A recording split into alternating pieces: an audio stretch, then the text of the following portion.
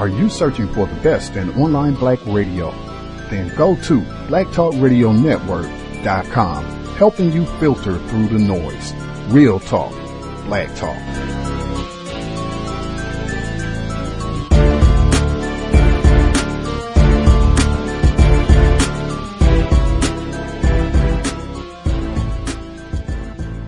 The internet is full of half-truths and all-out lies. We've all seen them, and many people on social media complaining about it. Here's your chance to show and prove. WorldAfropedia.com is a black-owned and operated encyclopedia. There are several thousand articles, but we need help. We can't uncover all the truth ourselves. So please, join us and become a writer, editor, or blogger for WorldAfropedia.com today. Every little bit counts. We owe it to the future generations to put the truth out there. Visit WorldAfropedia.com, the African-centered encyclopedia, a global database of African knowledge for the purpose of bringing about global African wisdom and understanding. WorldAfropedia.com.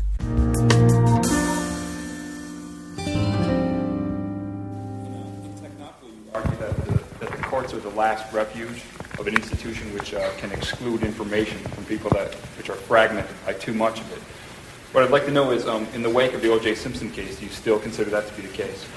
This question is about my discussion in a different book called Technopoly about the courts, where I use the example that a courtroom is a place which very carefully limits the kinds of information it will allow.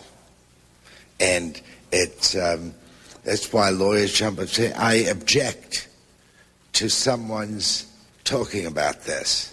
And then the judge decides whether that's permissible or not. And then the questioner asked about about O.J. Simpson and the trial. By the way, did you read his most recent statement, his interview? He said, I think it was in Vanity Fair, if I killed her, it would be because I loved her too much. Let's just slide over that one.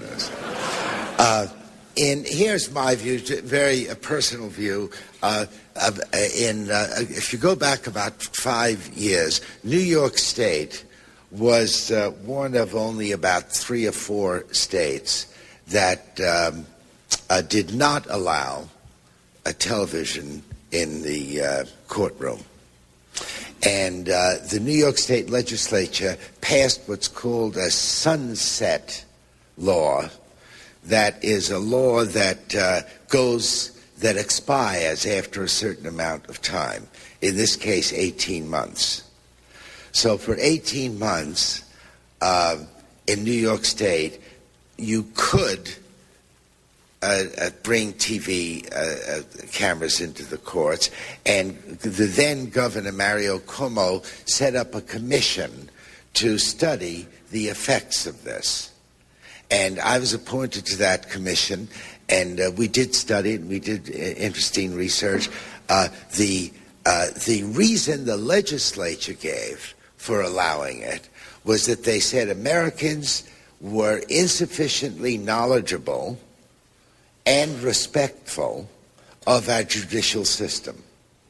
If you allow the average person to see what goes on in the courtroom, their knowledge and their respect will increase. Here's an interesting sidebar on that. Of course, we found out after 18 months, no one knew anything more or had greater respect for the courts. In fact, respect had decreased. But people who were interviewed knew some interesting things. Like people would say, well, I know that lawyers are officers of the court. Say, hey, that's true. How did you know this? They would say, well, on Law and Order, or they'd mention some other television show. They say, oh, they mention that all the time. We did find out, of course, it's terrifying, that 1 out of every 3 people we interviewed, because this is New York State, I'm sure it's different in Michigan, but 1 out of every 3 who had been on a jury, that's important, 1 of every 3 who had served on a jury did not know that a person is to be considered innocent until proven guilty, which terrified us because certainly on any felony case, that's almost the first thing the judge would tell the jury. So, but I voted, in the end we voted, our commission, and we voted against allowing cameras in the courts, and then when the law expired, the legislature was fairly impressed with our arguments and said, well, we'll pass the law just for another year and we'll do more study. Then it expired, and then they said, oh, the hell with it, let the cameras come in. So in New York State now, I'm sure it's true in Michigan, right? Can't you have cameras in the courts? Context of White Supremacy. Gus T Renegade in for another broadcast, hopefully to share constructive information on the system of white supremacy. Today's date, Friday, November 10th, 2017. So I have been told. This is our final book club study session on Mr. Neil Postman's Crazy Talk, Stupid Talk, How We Defeat Ourselves by the Way We Talk, and What to Do About It.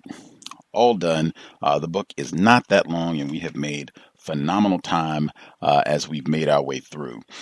Really quickly, the audio clip that you heard, that was from the late Neil Postman. He passed away in 2003, unless I'm mistaken. But that was a presentation that he gave in 1998. And so that was 22 years after the book that we're reading was published, and 3 years after the O.J. Simpson trial, where he was found not guilty for murder. 95. So this talk in 98.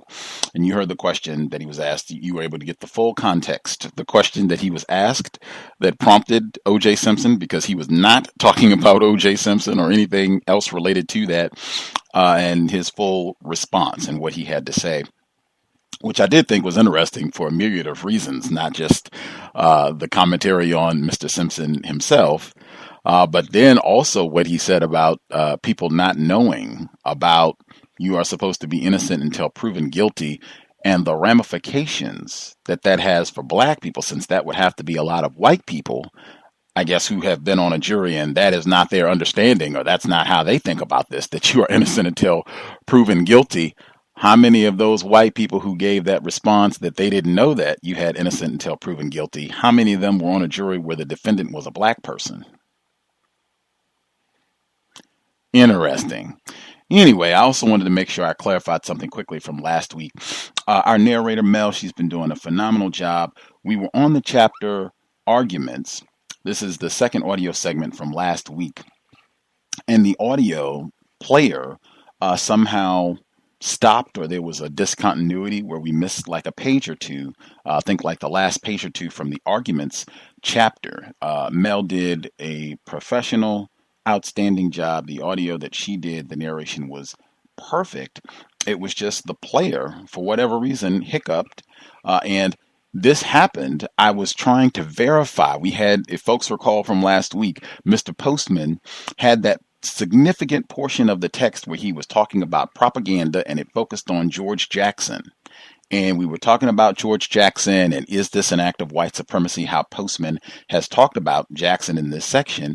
And I was trying to verify a couple bits of information from the discussion that we had while I was checking, to make sure the information on Mr. Jackson was correct, what we were saying. That's when the audio, we had the discontinuity where we missed a page or two. It was definitely was some confusion for me because it was so abrupt. It caused me to kind of lose my page where I was as I was listening to the narration. But the archive is pristine. It was not Mel's fault. Just the audio did not cooperate. Hopefully that will not be the case this week as we wrap things up. And again, we are picking up the chapter Inflation and Mystification. That's where we'll pick up at this week. We are almost right at the end of the book. We'll go ahead and get started and wrap this one up. The text again, Neil Postman, Crazy Talk, Stupid Talk, Context of White Supremacy, audio segment number 1. Inflation and mystification. There are two semantic tendencies that are always present when human beings talk, each of which deserves some credit for diminishing the value and clarity of our semantic environments. Both of them are fiercely deplored by writers on the subject of language, who frequently give the impression that the English language itself will collapse unless something is done about them. I doubt it. The English language has been doing very nicely for about 1,000 years, and it is a good guess that its future is in no imminent danger. Nonetheless, it is surely worthwhile to call these two tendencies to your attention. The first is usually called verbal inflation. The second, mystification. Verbal inflation occurs when people broaden the meaning of words to such an extent that it becomes difficult to know what, if anything, the word is supposed to denote. Consider, for example, the word racist. There was a time when the word mostly referred to a person holding specific attitudes toward black people, in particular that they are inferior to whites and that, therefore, it is best to keep the two races apart. In this sense, Prime Minister Sam Smith of Rhodesia is a racist. There was another, more general sense in which the word was applied, namely, to denote any attitude which proceeds from the assumption that races of any type differ in important ways and that some races are definitely superior to others. In this sense, Joseph Goebbels was a racist. However, somewhere during the past 20 years or so, the meanings given to this word began to expand rapidly.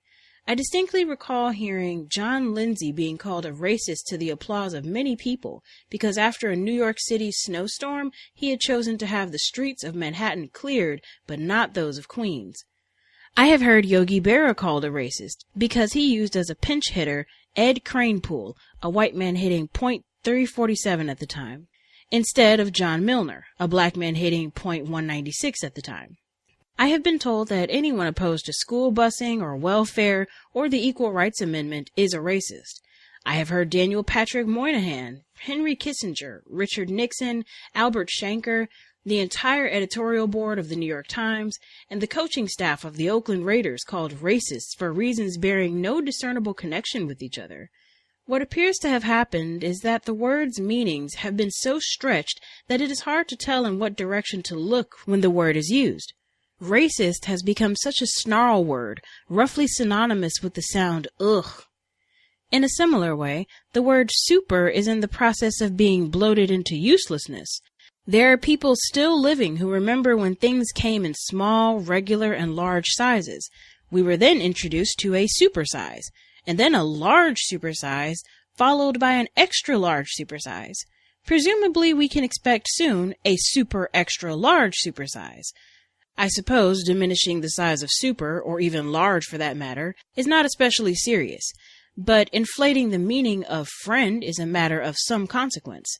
There was a time when a friend was someone you knew for a few years, someone with whom you had experienced some tough and good times, and someone you trusted. But nowadays, TV quiz show hosts, what does this do to host, will tell nervous contestants that they have millions of friends out there rooting for them. Chase Manhattan Bank is telling us that we have a friend in the loan department of every branch. Does a friend lend money at 12% interest? And for some people, anyone with whom they have shared a cup of coffee and a Danish qualifies as a friend.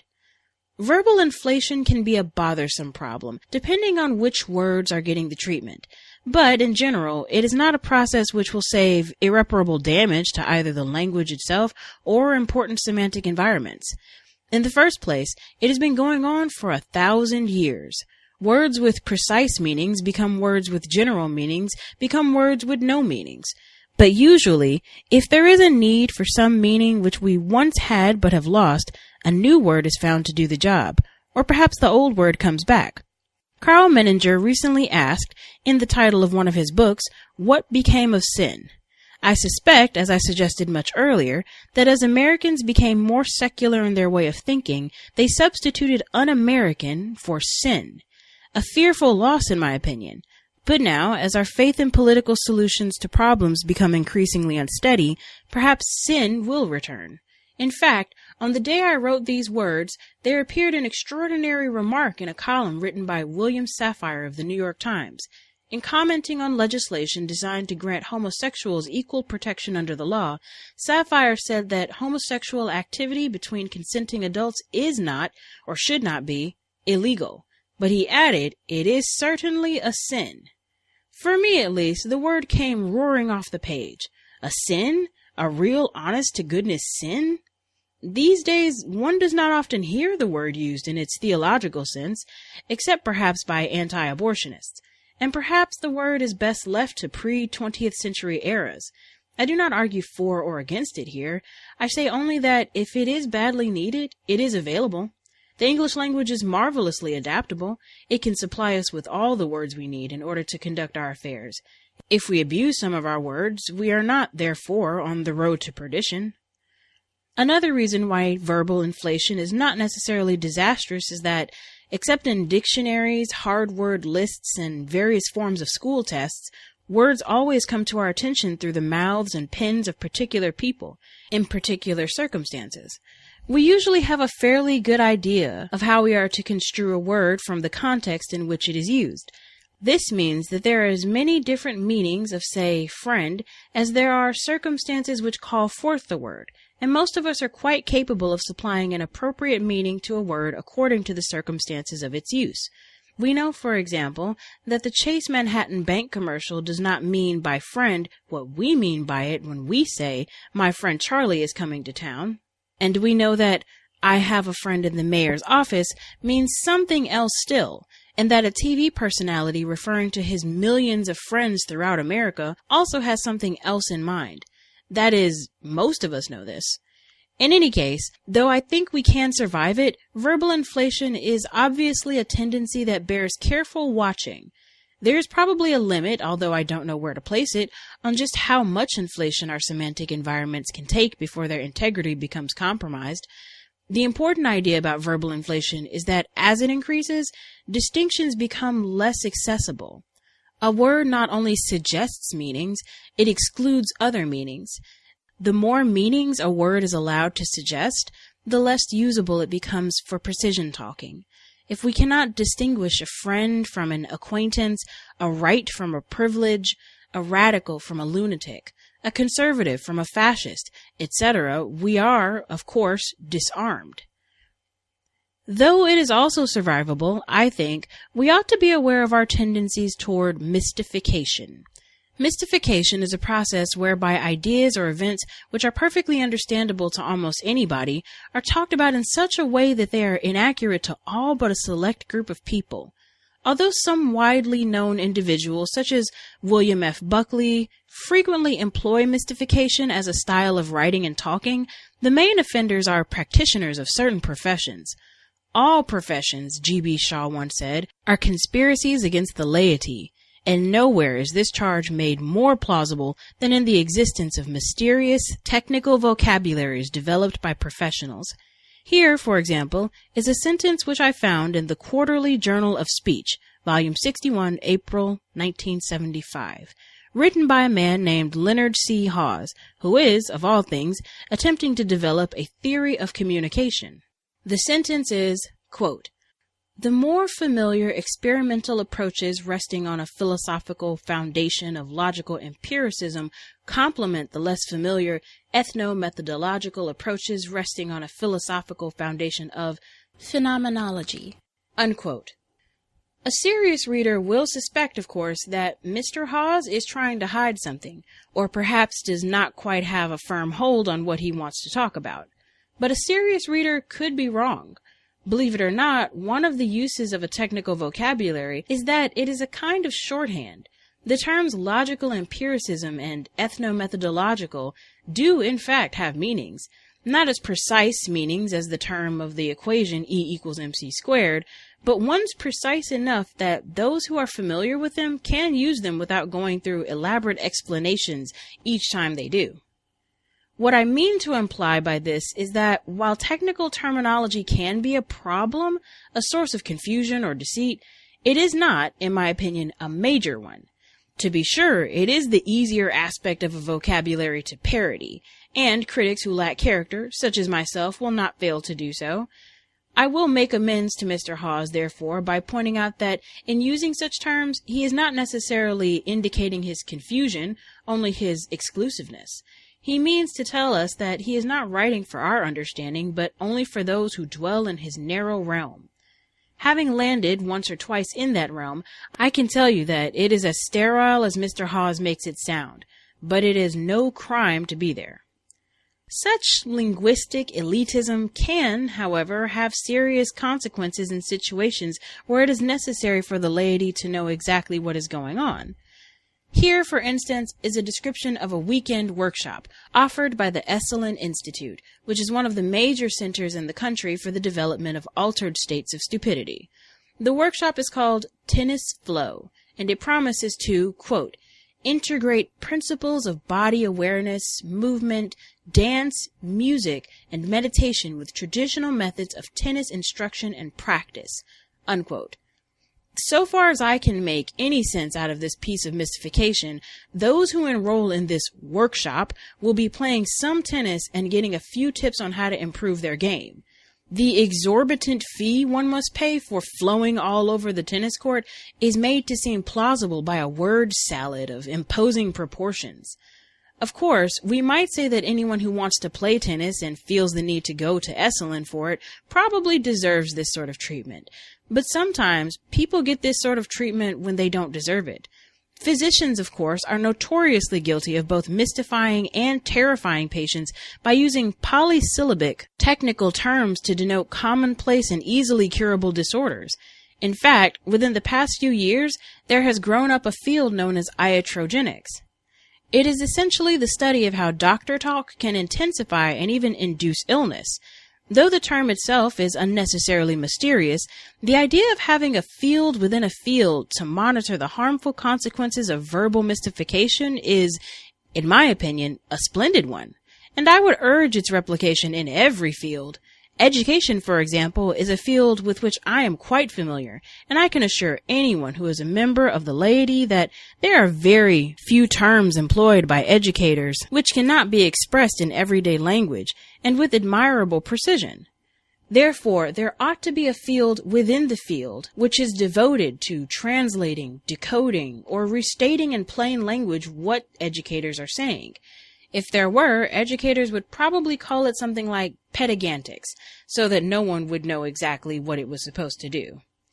In any case, we ought not to undermine the consequences of mystification in medicine, education, or any other field. One of its principal effects is to make people feel stupid about and alienated from areas of human experiences which are exceedingly important to them.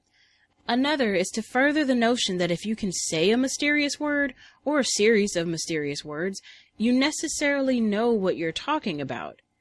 I have previously said, and will stand by it, that the language of a subject is the subject, but there is a difference between saying technical words and understanding them.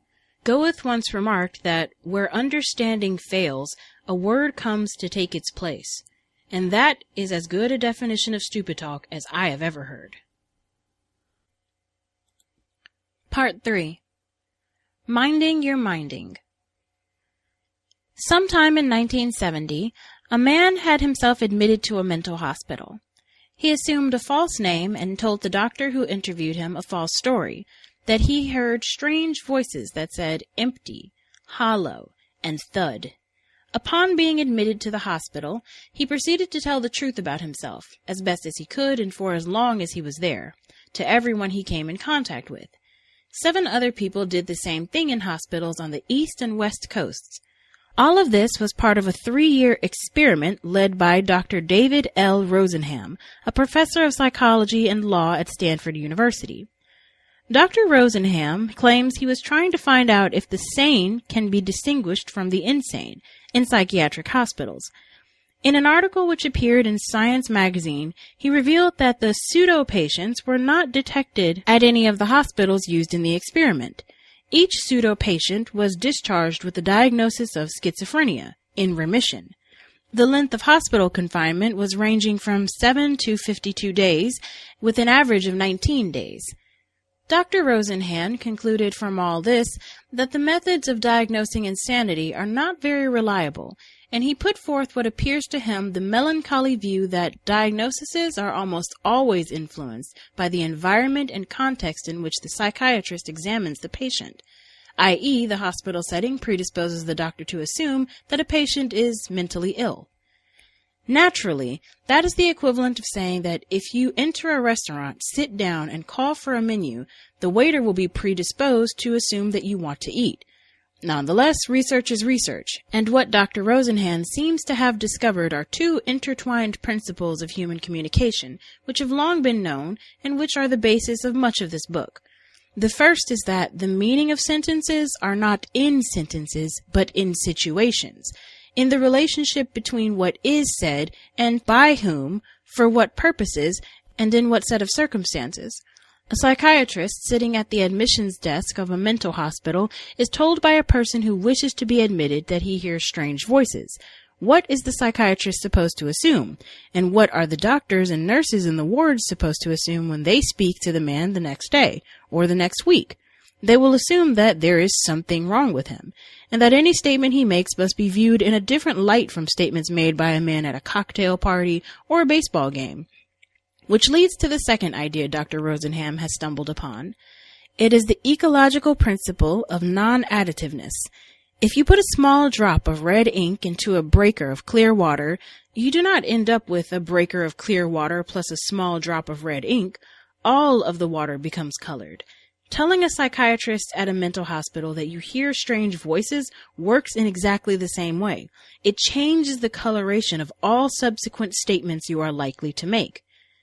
To take another example, a witness who has been caught in one lie to a jury will find it difficult to persuade them that any of his testimony is truthful. Communication, in other words, is not a matter of simple addition, one statement plus another plus another. Every statement we make is limited and controlled by the context established by previous statements. If, on Monday, you insist that you hear strange voices, your denial of this on Tuesday will merely have the effect of confirming that there is something wrong with you. All things considered, the pseudo-patients in Dr. Rosenhan's experiment did pretty well to be released after an average confinement of 19 days. But there is still another principle of human communication in this experiment, which, to this day, Dr. Rosenhan has perhaps failed to uncover. It is the idea that whatever you think is going on in any situation depends on how you frame or label the event, that is, where you stand in relation to it. For example, Dr. Rosenhan believes that his pseudo-patients are sane because 1. They did not, in fact, hear any strange voices, and 2. They claim they did only as part of an experiment. But from another and wider angle, the pseudo-patients can be judged to be, if not insane, then at least very curious people. Why, for example, would a normal person deliberately have himself committed to a mental hospital? How many people do you know would even contemplate such an act? And if you knew someone who actually went through with it, you might think that a mental hospital is where he belongs, with or without strange voices. But Dr. Rosenhan and his co-conspirators have legitimized the act, have sanitized it, if you will, by calling it an experiment. To them, an experiment is a semantic environment of unimpeachable legitimacy, which is to say, experimenters do not need to explain their behavior. Not only that, but Dr. Rosenhan wrote an article about his experiment, which got published in a prestigious scientific journal.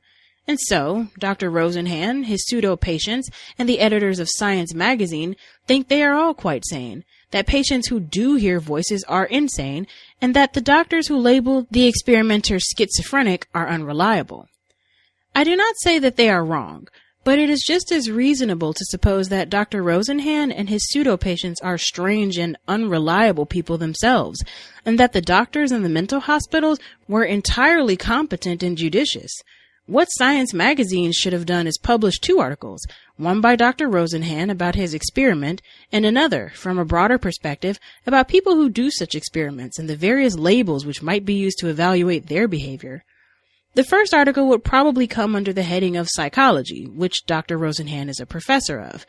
The second would come under the heading of meta-semantics, And it is to meta-semantics that I would like to call your attention in this final chapter, for it is the term under which I should like to encapsulate everything in this book. Meta-semantics is the discipline through which we may make our minds behave themselves. It is the best way I know to regulate and minimize the flow of our own stupid and crazy talk, and to make ourselves less accessible to the stupid and crazy talk of others. The fundamental strategy of meta-semantics is to put ourselves psychologically outside the context of any semantic environment, so that we may see it in its entirety, or at least from multiple perspectives. From this position, or a variety of positions, it is possible to assess the meaning and quality of talk in relation to the totality of the environment in which it occurs, and with a relatively high degree of detachment. We become less interested in participating in semantic environments, more interested in observing them. The move from a participant to a participant-observer position is almost always accompanied by a lessening of fervor, a suspicion of ideology, a willing suspension of belief, and a heightening of interest in the process of communication. For by declining the temptation to attend solely to what people are saying, we may focus our attention on the relationships of the what to the whys and hows. Every remark we hear or make is then transformed into a question, or a series of questions about its purpose, its tone, its assumptions, its metaphorical structure, its grammatical biases, its conformity to the rules of discourse. Talking or listening to talk changes its character from a limited reflexive response to a wide-ranging active inquiry. And inquiry is, and always has been, the most durable and effective antagonist of unwise speech. But one's will to conduct such inquiries is not summoned easily. Few of us have ever received much encouragement to reflect on the character of the semantic environments we are in. As children, we are educated to respond to what is being said to us, not to why and how. Any questions we might be tempted to ask about tone or role structure or the purposes of a situation are usually disdained. In the home, in school, in church, in the army, in most places. Whatever natural inclinations we might have toward trying to understand communication as a whole are dealt with as impertinences, even as threats. We learn soon enough to think fast, not reflectively. The best metaphor I know for this state of affairs is the school examination.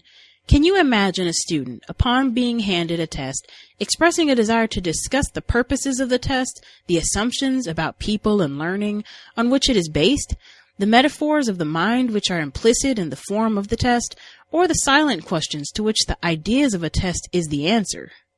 The scene is close to unimaginable, but surely the teacher would insist that the student get on with it and fast.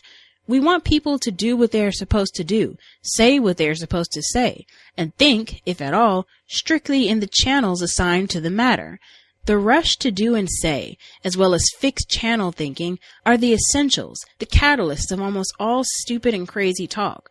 Yet the pressures toward them are very good indeed. I suspect that behind it all is the fear that an excess of awareness will jeopardize the stability and continuity of a situation, and thereby destroy it. But this fear, in my opinion, is not well founded. Consider the case of two people attending a church service. The first knows what she is supposed to do and say, but has little awareness of how her behavior is being managed. The second also knows what she is supposed to do and say, but at the same time knows about how the environment has been designed and is fully aware of its multi-leveled purposes. She knows about identification reactions and reification and role structures and fanaticism and all the rest. Will the meaning of the event be the same for both of them? I doubt it, but this does not mean that the second woman will refuse to participate in the event. Knowing that the semantic environment of religion may provide her with a sense of transcendence and her community with a sense of social cohesion, she may be quite willing to do and say exactly what is required of her. But her actions would rest on a foundation of awareness, which permits her to be in control of her responses in a way that is not available to the other. The key idea, then, in metasemantics is awareness, not cynicism or rejection. To be aware of what is going on in church, in school, in the army, in a sports arena, in a courtroom, in an office, in a laboratory, does not imply that you will refuse to do and say what you are supposed to do. In fact, the greater one's awareness of the purposes and structures of different semantic environments, the greater is one's sensitivity to the precariousness of all social order, that is, of all communication. To discover that what keeps us together is nothing more substantial than a curious set of symbols and a delicate system of rules is more likely to lead one to humility and conservatism than to iconoclasm and rebelliousness. Shaw's widely known observation that those who worship symbols and those who desecrate them are both idolaters captures the sense of what I am trying to say. The man who genuflects without knowing why and the man who spits on the altar both suffer from a lack of control. They are victims of a mode of discourse. What we want are not victims but critics, and criticism can be done inside the church as well as out. However, I am not prepared to argue that awareness of how semantic environments do their work will lead in one direction or another. Among those who have such knowledge, we will find a wide range of attitudes, including reverence, indifference, and skepticism. The point of a meta-semantic view of situations is that it frees us from both ritualistic compliance and reflexive rejection. Once free, we may re-enter the situation or refuse to re-enter it from an entirely different point of view and with a heightened degree of control. Although Dr. Skinner denies it, there can be important differences in levels of consciousness between two people who are doing exactly the same thing. One of them may have the potential to offer reasoned criticism, to modify his own behavior, to resist frivolous change, and to encourage judicious change, or even to retreat from the environment altogether in an orderly fashion. The other may be completely dominated by the environment and have no options, and in that difference lies all the difference. For what distinguishes us from other species is not that we can say yes or no, which a dog or a crocodile can do as well, but that we can say yes while reserving the options to say no, or vice versa. The distinctively human capability is the provisional response, the critical response, the rational response, the delayed response, the self-conscious response, the meta-semantic response. And so, positioning ourselves psychologically to inquire into the structure of a semantic environment is a necessary condition to our gaining control over our minding processes. But it is not sufficient. There are two more conditions to be satisfied, and one of them requires that we have some specific questions, an instrument, if you will, with which to make our inquiries.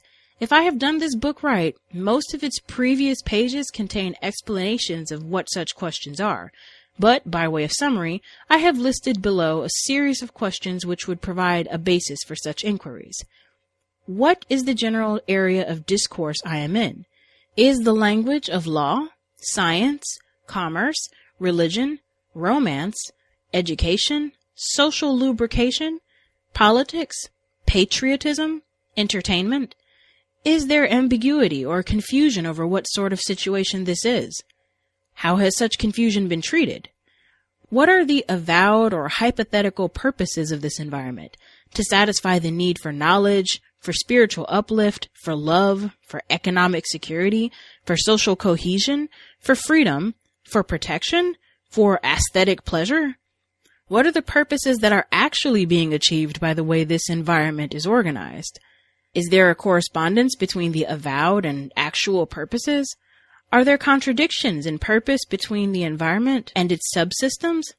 Are there conflicts between the purposes, either hypothetical or actual, of the situation and the needs of individuals within that situation? Who are the people performing within the situation? How well do they know its rules? How well do they know its language? What are the general characteristics of the atmosphere of this environment? How are these characteristics made visible? What attitudes are required, and of whom? What is the role structure of the environment? Is it fixed or fluid? What are the possibilities of changing the atmosphere? What are the technical terms used in this environment? What are its key terms, including its basic metaphors? Who is controlling the metaphors? Who or what is in charge of maintaining the definitions? To what extent is the language here characterized by fanaticism, Eichmannism, argument, the IFD disease, bypassing, propaganda, self-reflexiveness, sloganeering, verbal inflation, mystification, euphemism, reification, systemophilia, confused levels of abstraction, signal reactions, self-fulfilling prophecies, hidden questions, incompatible metaphors, fixed definitions. What are the effects of any of these problems? Do they compromise the integrity of the environment? Confuse or otherwise change its purposes? Do they change the atmosphere? Do they change the role structure? What attitudes do they promote? Obviously, these are not all questions that can be asked, and it would not surprise me if I have omitted several important ones. Moreover, these questions are not intended to be asked sequentially. One may begin almost anywhere and will discover that any single question will call forth eventually all the others. The order of the questions will depend on the purpose and priorities of the questioner. It is also important to say in most cases that the questions are extremely difficult to answer.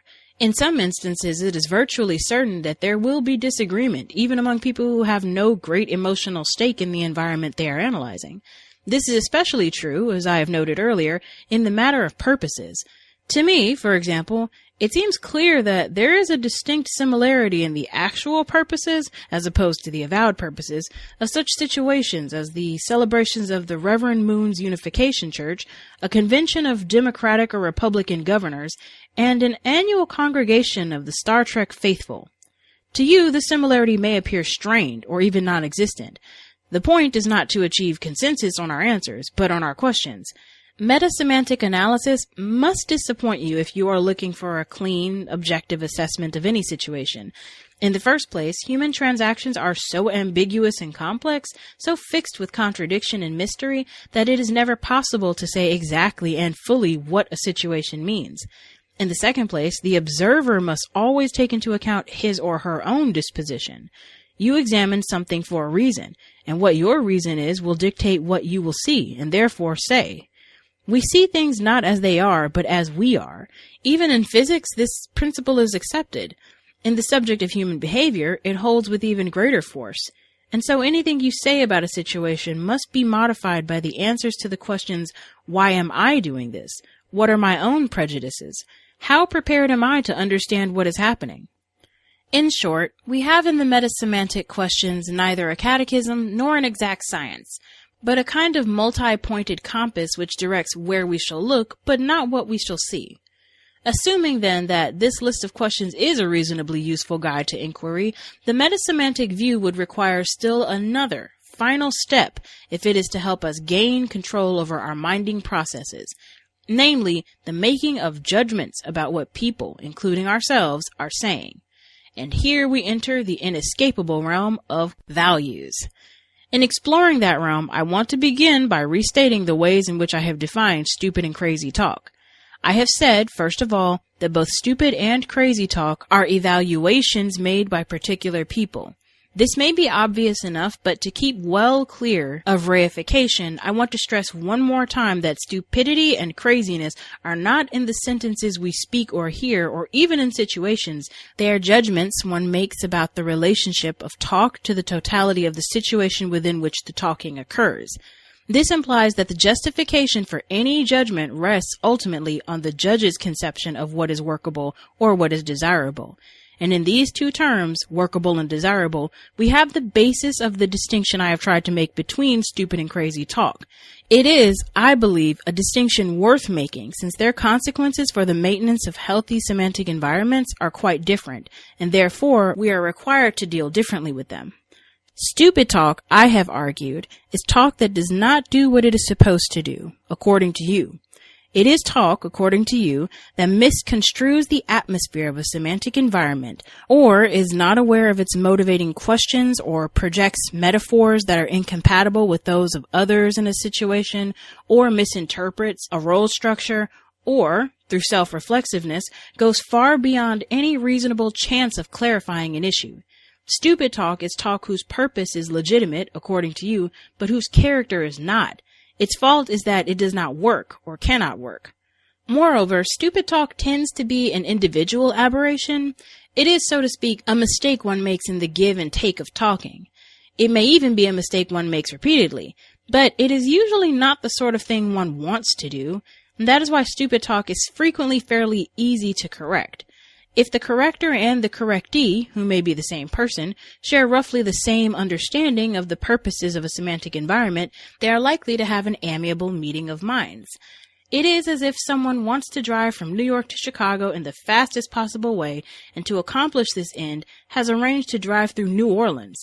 Assuming that you and he can agree on what fastest possible way means, what Chicago means, and that Chicago is a desirable place to go, your efforts to improve his performance ought to be well received. Of course, if you do not agree on these things, you have another kind of problem, which we will come to presently. But what I am trying to say here is that stupid talk tends to be an individual, pragmatic issue. The question it involves is whether or not what has been said will achieve its purposes within the framework of a generally accepted semantic environment. I do not, incidentally, wish to imply that the question of workability is always an easy matter to decide. Reasonable people will often differ on whether or not something has worked, or, if agreeing on that, will disagree on why. But observations of actual efforts will frequently lead the way out of such dilemmas. After all, talking is a hypothesis, a prediction, an experiment, and therefore, to some extent, its success or failure can be verified.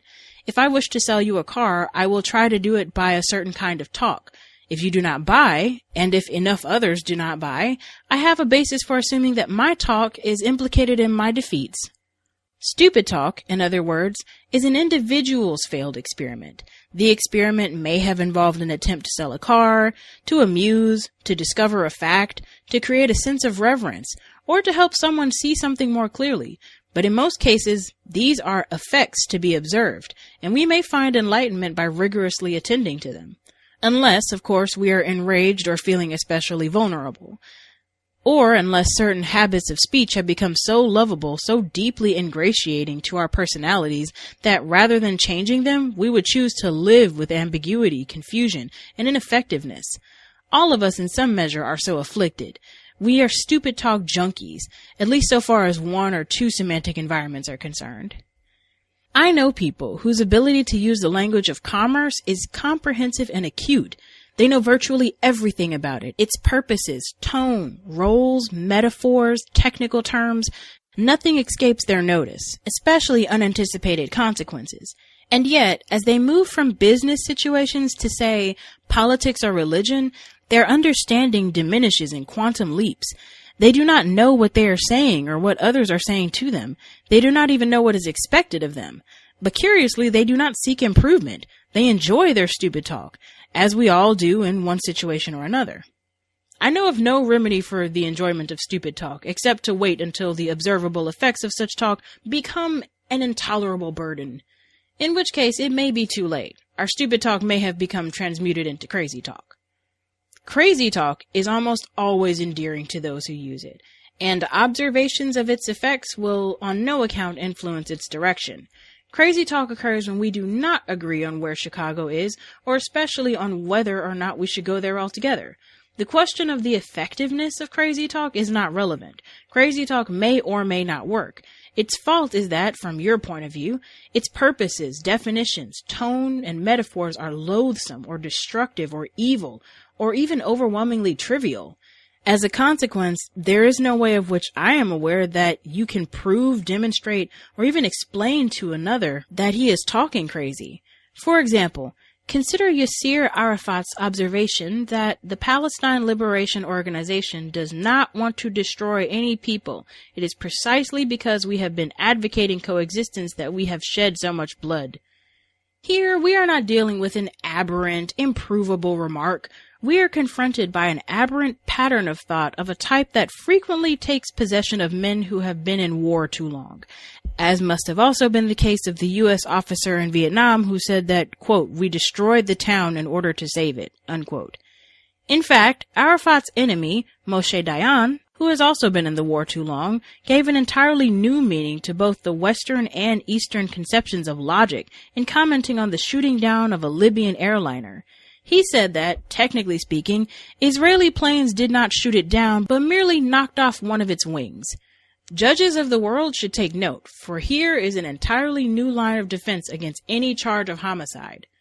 One may argue that Arafat and Dayan are speaking this way only to reduce hostile political opinion toward their respective causes, but that they would choose such language in order to achieve this reflects a conception of political discourse that is entirely deformed, according to me, And if it does not appear so to many others, that is exactly the point I am leading to. Crazy talk is not, by and large, an individual departure from reason. It reflects a collective point of view. It is talk for which there is a large and favorable audience.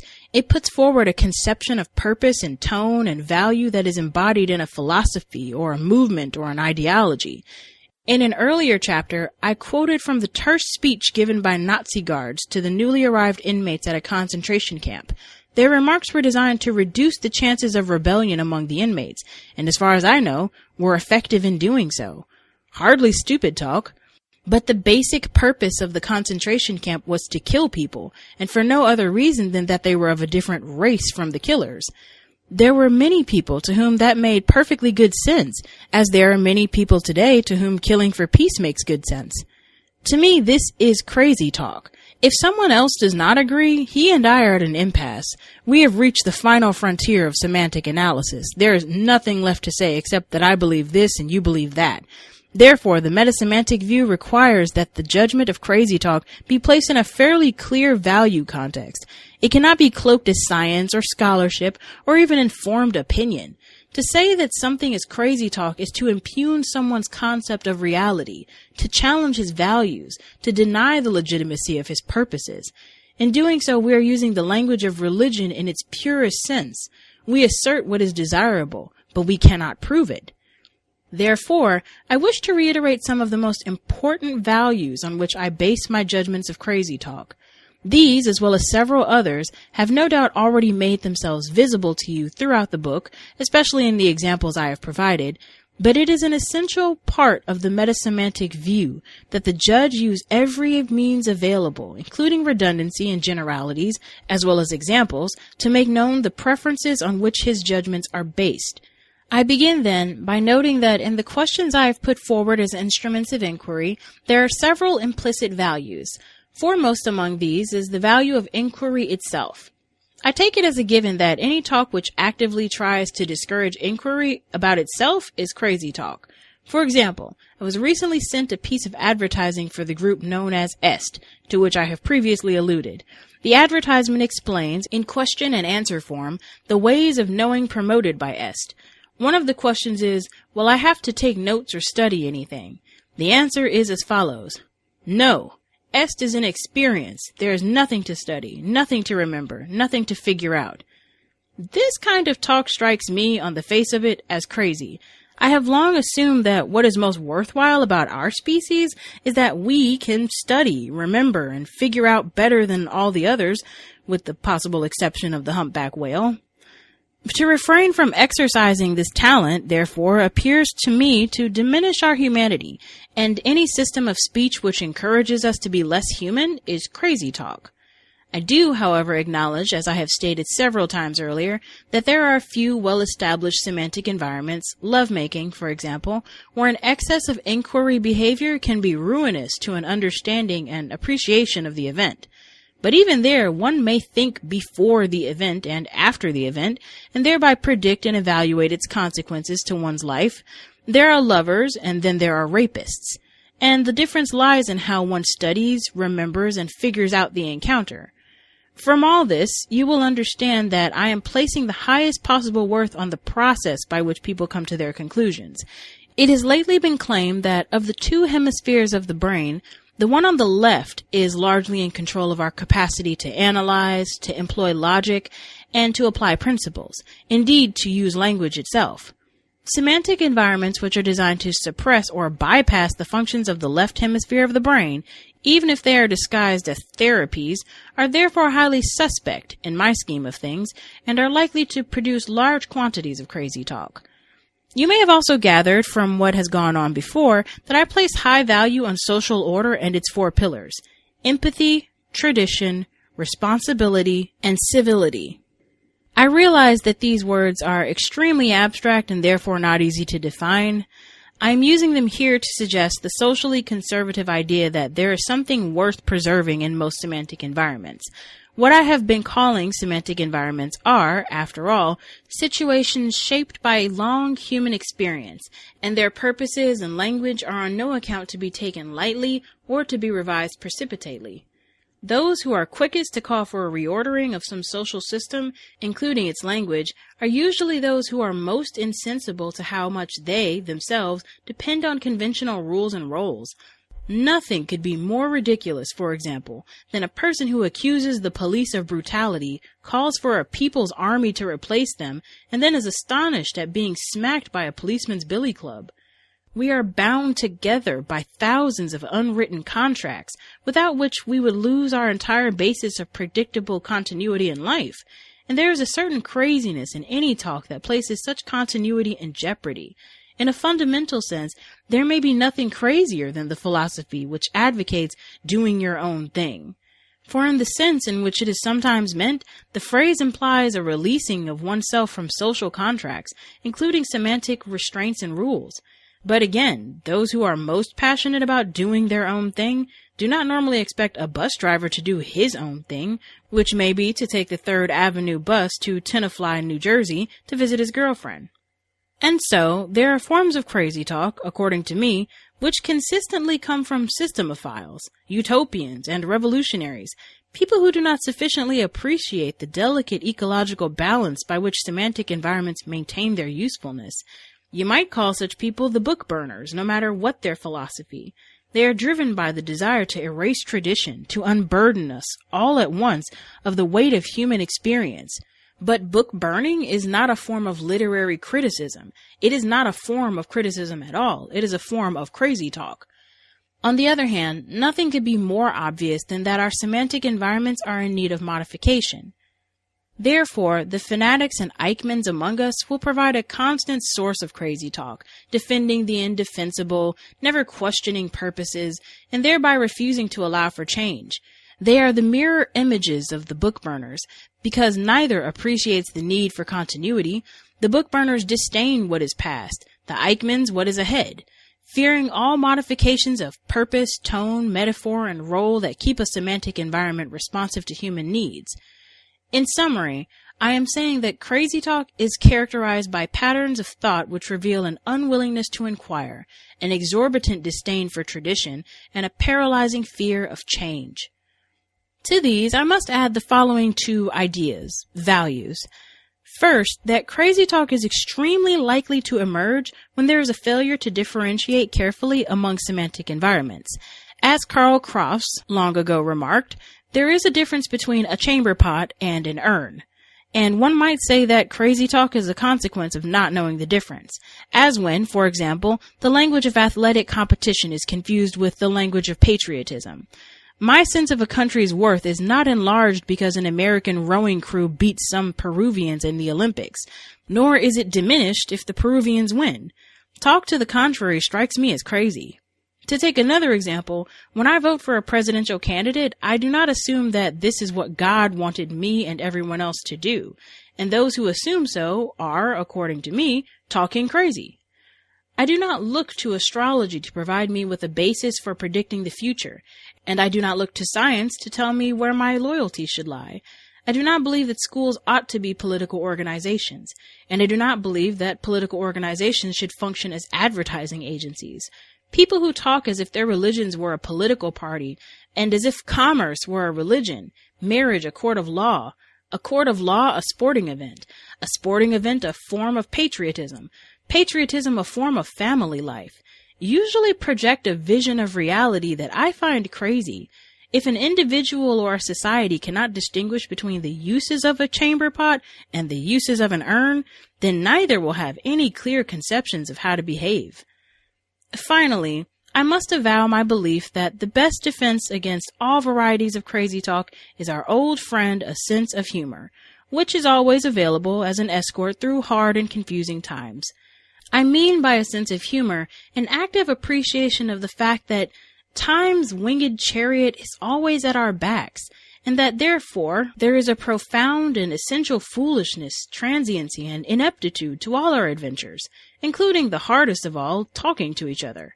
Without a sense of humor, almost any talk will, soon or late, descend into craziness, brought down by its own unrelieved gravity.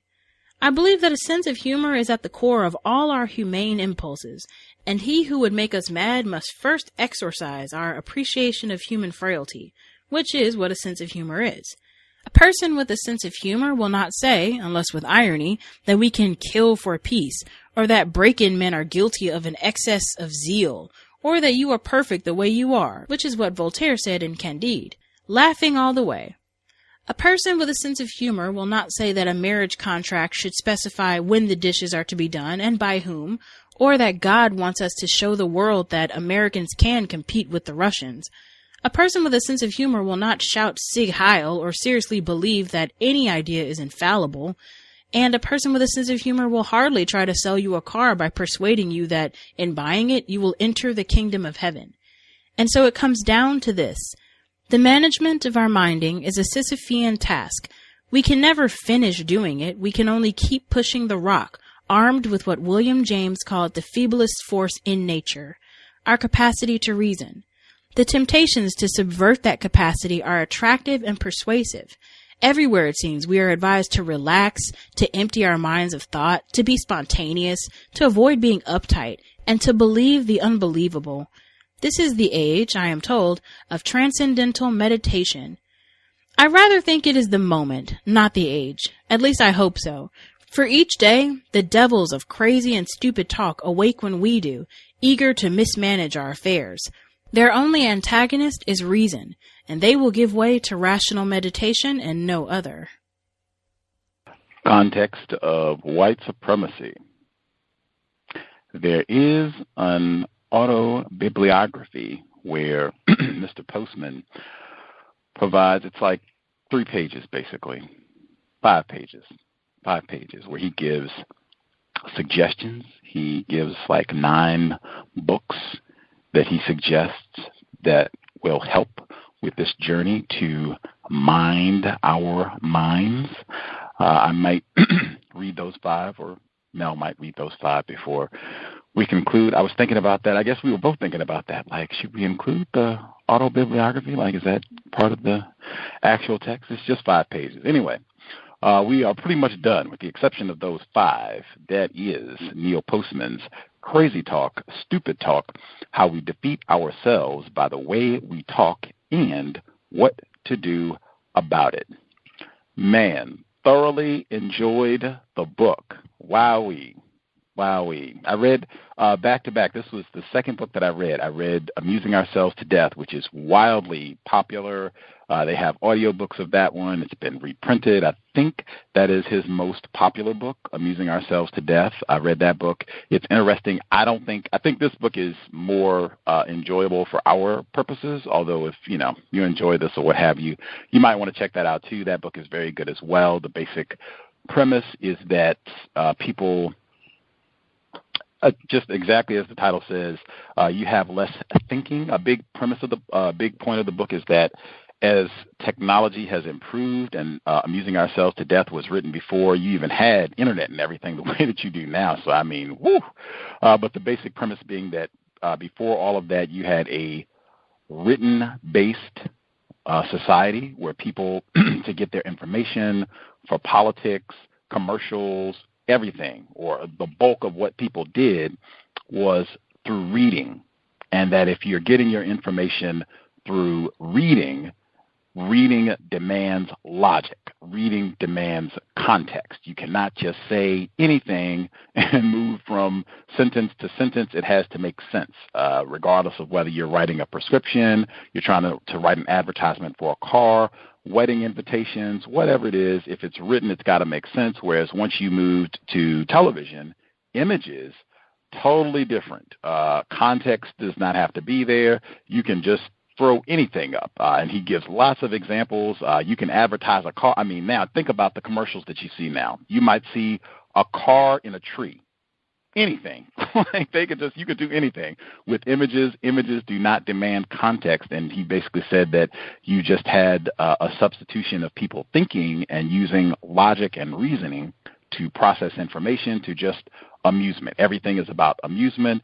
He goes through the book that teaching is about amusement. He talks about Sesame Street, how people think that Sesame Street is great because it teaches children to learn. And he said that is not true. Sesame Street just encourages more television watching, and that if there is going to be something educational, it had better be entertaining. And if it's not, we're not going to pay attention to it. And in fact, a whole lot of people referenced Neil Postman when Donald Trump won because he predicted that sort of thing. He was talking about Ronald Reagan being president. He was a big actor, that you were going to probably have more of that. People cited Donald Trump and all the reality TV show stuff that he did, and that he had a whole legion of fans because of that. But that's the basic premise of Amusing Ourselves to Death, where he also talks a lot about context. Both of these books talk a lot about context. I can only repeat again, I read this book, both of these books in 2007. The Cows came into existence months later, and both of these books talk a lot about context, the importance of context, and how you end up with confusion once context begins to be eroded, where you can't really make sense, you can't really process and connect ideas to get a greater understanding of what is happening, why is this thing happening, all the questions that he had at the end. Once you start to take away context, you begin to remove understanding. Context of White Supremacy. Folks have comments they would like to share. The number is 641-715-3640, the code 564-943#. Press *6 1 if you would like to participate. Number again, 641-715-3640. The code 564-943#. Press *61, if you would like to participate. If you want to join in but you do not want to dial in on your phone, you can use the free VOP line. It is linked at Black Talk Radio Network. If you need the address, it is tiny.com/1race, and that is the number 1. Address again, tiny.com/1race. When you enter that address, click the link on the left. It says Free VOP Line. It will open a small window on your screen. Top line is a drop-down menu. Select the number I just gave out, which again is 641-715-3640. Next line, it will ask for the code. That code again, 564-943. Final line, it will ask for a name. You can use a real name, nickname, press random keys.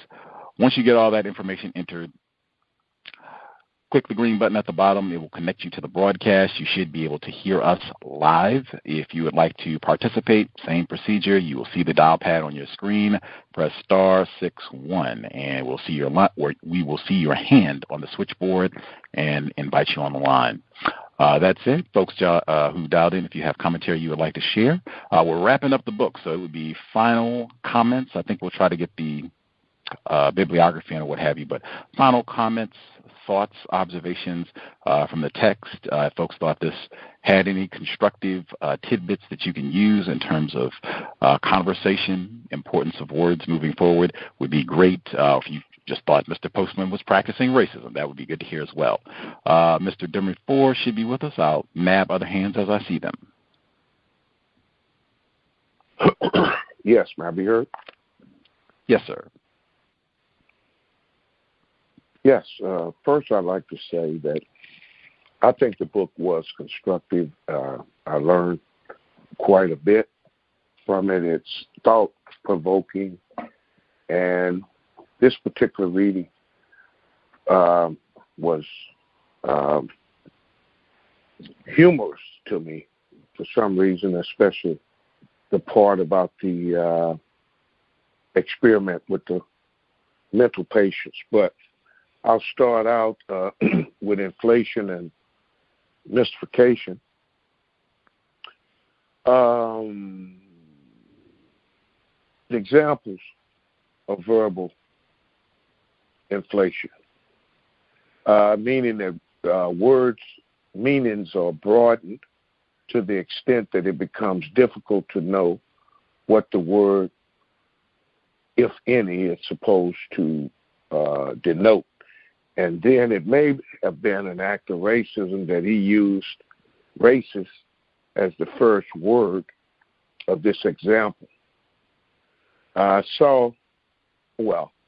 recognized instances where he would use metaphors that, in my opinion, that didn't fit. But the racism, the word racist, I don't think it's constructive to name call, but then the fact that he used the word racist, and Gus, you can correct me if I'm off base here, but I don't think that other than the white person admitting that they are racist, that we have any real way to verify a racist or not from his behavior or from some of his actions. We might come to a conclusion that he's practicing racism. But other than the fact,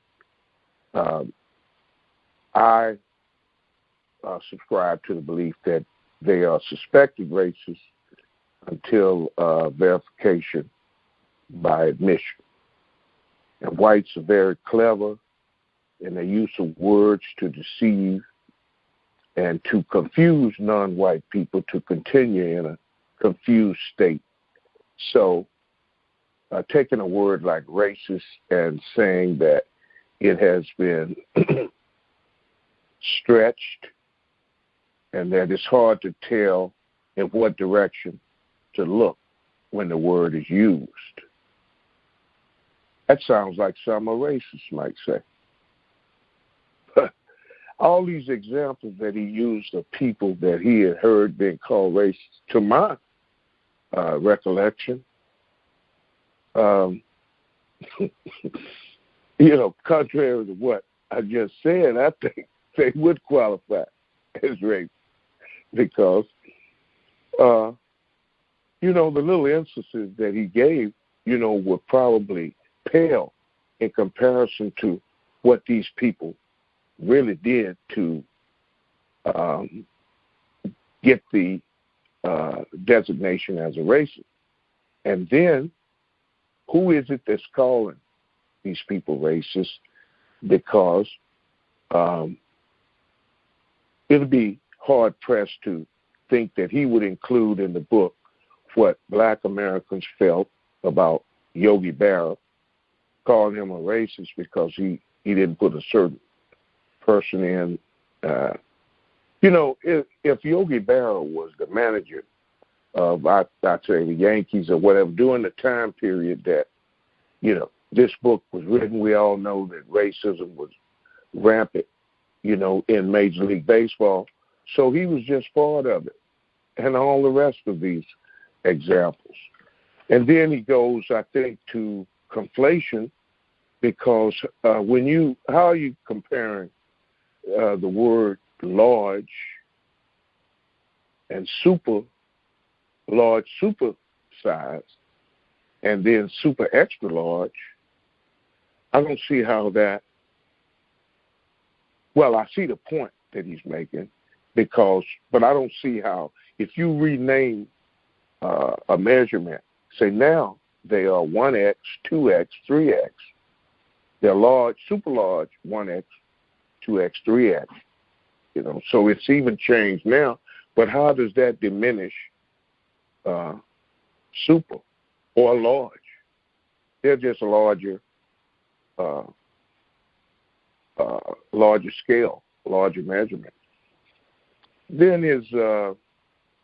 he started to talk about friend and what it means to say. I mean, we can understand what he's saying here, and the word is probably used loosely, but like you said, most importantly, it's the context in which it's used. Because if it's a game show host and he talking about his friends, basically he's, talking about his fans or people that's watching the show. A guy that's a friend at the bank, it's not your friend if he's charging you interest on your money. But and then I think to further make the point, it's not what he's saying, you can't get mixed up with what he's saying and not get the point that he's trying to make. Because when he starts to bring in homosexuality, when he was talking about sin, and in a way, he's a very clever writer.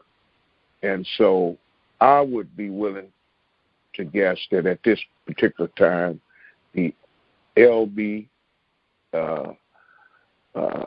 GT, whatever, they wasn't, they didn't have any rights. I mean, as far as homosexuality, it probably was, it probably was a terrible thing during that time. I mean, I was during that time, but I was young, and I didn't know any people that, even if they were gay, they wasn't saying they were gay during that time. But, and then wrapping it up, when he started talking about mining, I guess gaining control over your mining process, if you would stay in the inquiry lane, asking yourself questions, is this environment something that is constructive? What is my response to certain things? This and that, just thinking about it, you will no doubt conduct yourself a lot better than just not thinking about that situation, the context you're in and what you're going to say. It's a little part he wrote here, says the key idea then in meta-semetics is awareness, not cynicism or rejection. If you're aware of what is going on in the church, school, and the army, and sports arenas, in the courtroom, in the office, laboratories, does not imply that you will refuse to do or say what you are supposed to. In fact, the greater one, awareness of the purposes and structures of different semantic environments, the greater is one's sensitivity to the precariousness of all social order, that is, of all communication. To discover that what keeps us together is nothing more substantial than a curious set of symbols and a delicate system of rules is more likely to lead to humility and conservatism than to what is that? Iconicalism and rebellion. And it's using that word there, iconicalism, is interesting, because in now with the statues of Confederate, so-called those, well, I'd say, just flat out racists in front of all our important structures and buildings and all over the place, and now people are just tearing them down, and there's legislation to have them removed. But he's just, he's a very clever writer, and I'm enjoying it. This last part is the distinctive human capacity is the provisional response, the critical response, the rational response, the delayed response, and the meta-semantic response. I think that all that's very important.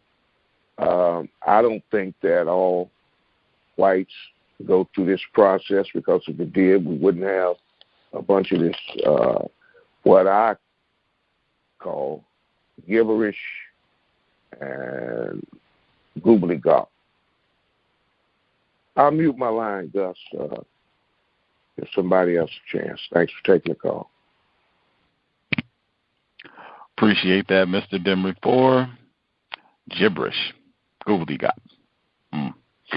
Let's see, our narrator, Mel, extraordinary job reading the text and getting done promptly, wrapping up in 5 weeks, really 4.5 weeks, because we don't even have part 2 technically. Mel should be with us, and the caller 5771. If you all had commentary, your line should be open as well.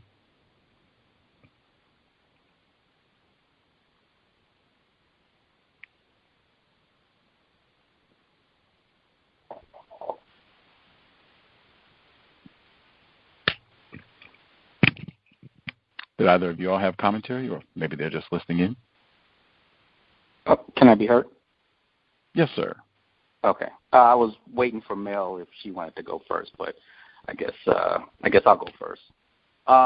Just real quickly, as Mr. Demery-Ford has touched on in regards to his use of the term racist. And just like with Mr. Demery-Ford, I suspect that Mr. Postman is a suspected racist by his use of the term racist. But what was interesting was he used racist, but not racism.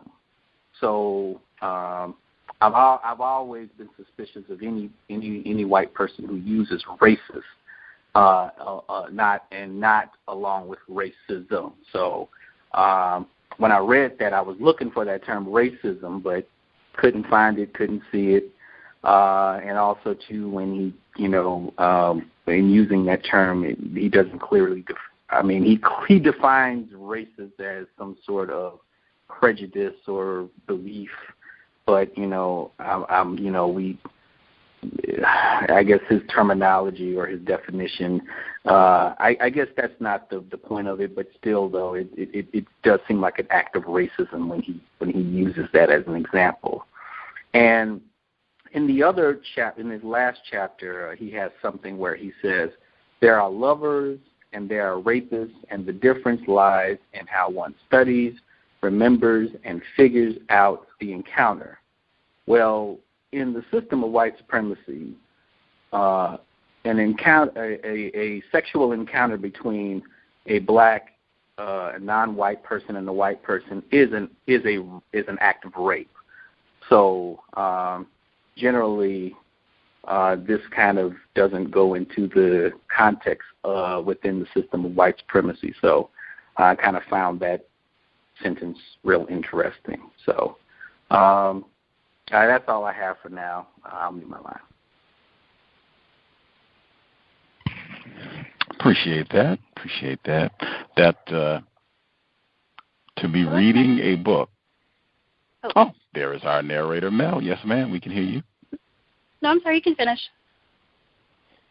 I was just going to say, to be reading a book that is not about racism, that is not in the title of the book, that's not the subject of the book. This book talks a lot about racism. And I mean like directly. And then you actually, and I mean, even if you think about it, it's almost every page talking about racism, because he has so many examples of Nazi Germany. That certainly would have to qualify as white supremacy racism.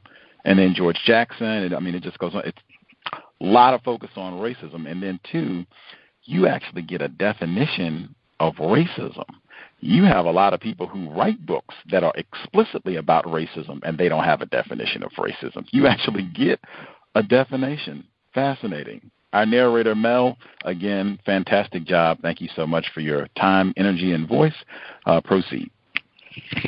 So in the section, first off, I agree with all of the previous callers' points, but I did miss the beginning segment with the Postman speaking, I think, about O.J. Simpson. So unfortunately, I can't comment on that right now. But in the section Inflation and Mystification, I think it's already been said, but I think white people inflate the word racist by calling black people racist, and I think they've also inflated other words. And I had some, but I can't quite find them. There was So I think in this section, Minding Your Minding, in the beginning, I think using the medical example in Minding Your Minding was a good one. It reminds me actually of a personal situation of someone I know, and I'll try to be brief, of a person who she basically put herself into a mental hospital because she thought it was what she needed at the time, but then when she got in there, the environment was different than what she thought it was going to be. So apparently she said she lied to the psychologist in order to pretend that she was all better and, get herself out. And one of the things that ended up happening in the hospital was that she found out that a lot of the people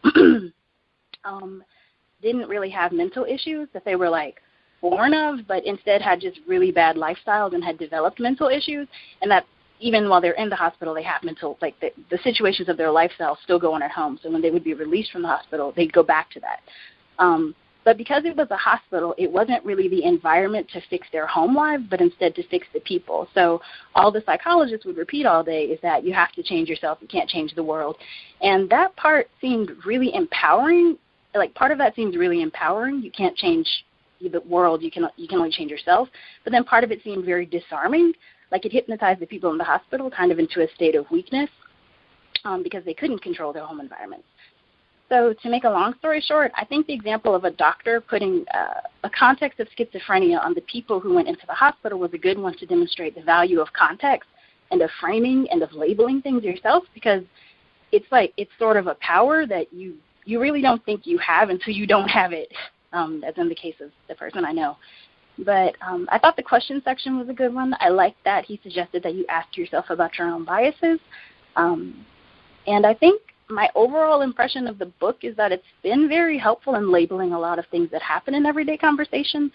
I'd like to briefly look back through the chapters to say like which one stuck out to me the most. But in terms of the suspected racism, I think Postman sort of, I mean, he does bring up race. It's like this strange ghost in the background all the time that he uses constantly as an example in his own sort of way. But he kind of ignores white supremacy and except at that one part where he's like, you need to argue it to me.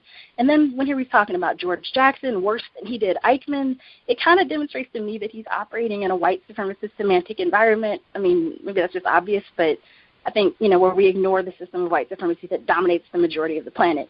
And so I think to some extent his context might be crazy, like his own semantic environment might be kind of crazy, but I guess all of ours would be because he's not just in it by himself. Well, I don't think so.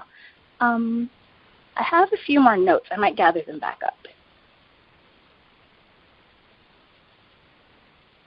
Right on. We will see if she gathers them. If other folks have commentary they want to get in as we wrap up Crazy Talk, Stupid Talk, the number is 641-715-3640 and the code 564-943#. Press *6 if you have commentary.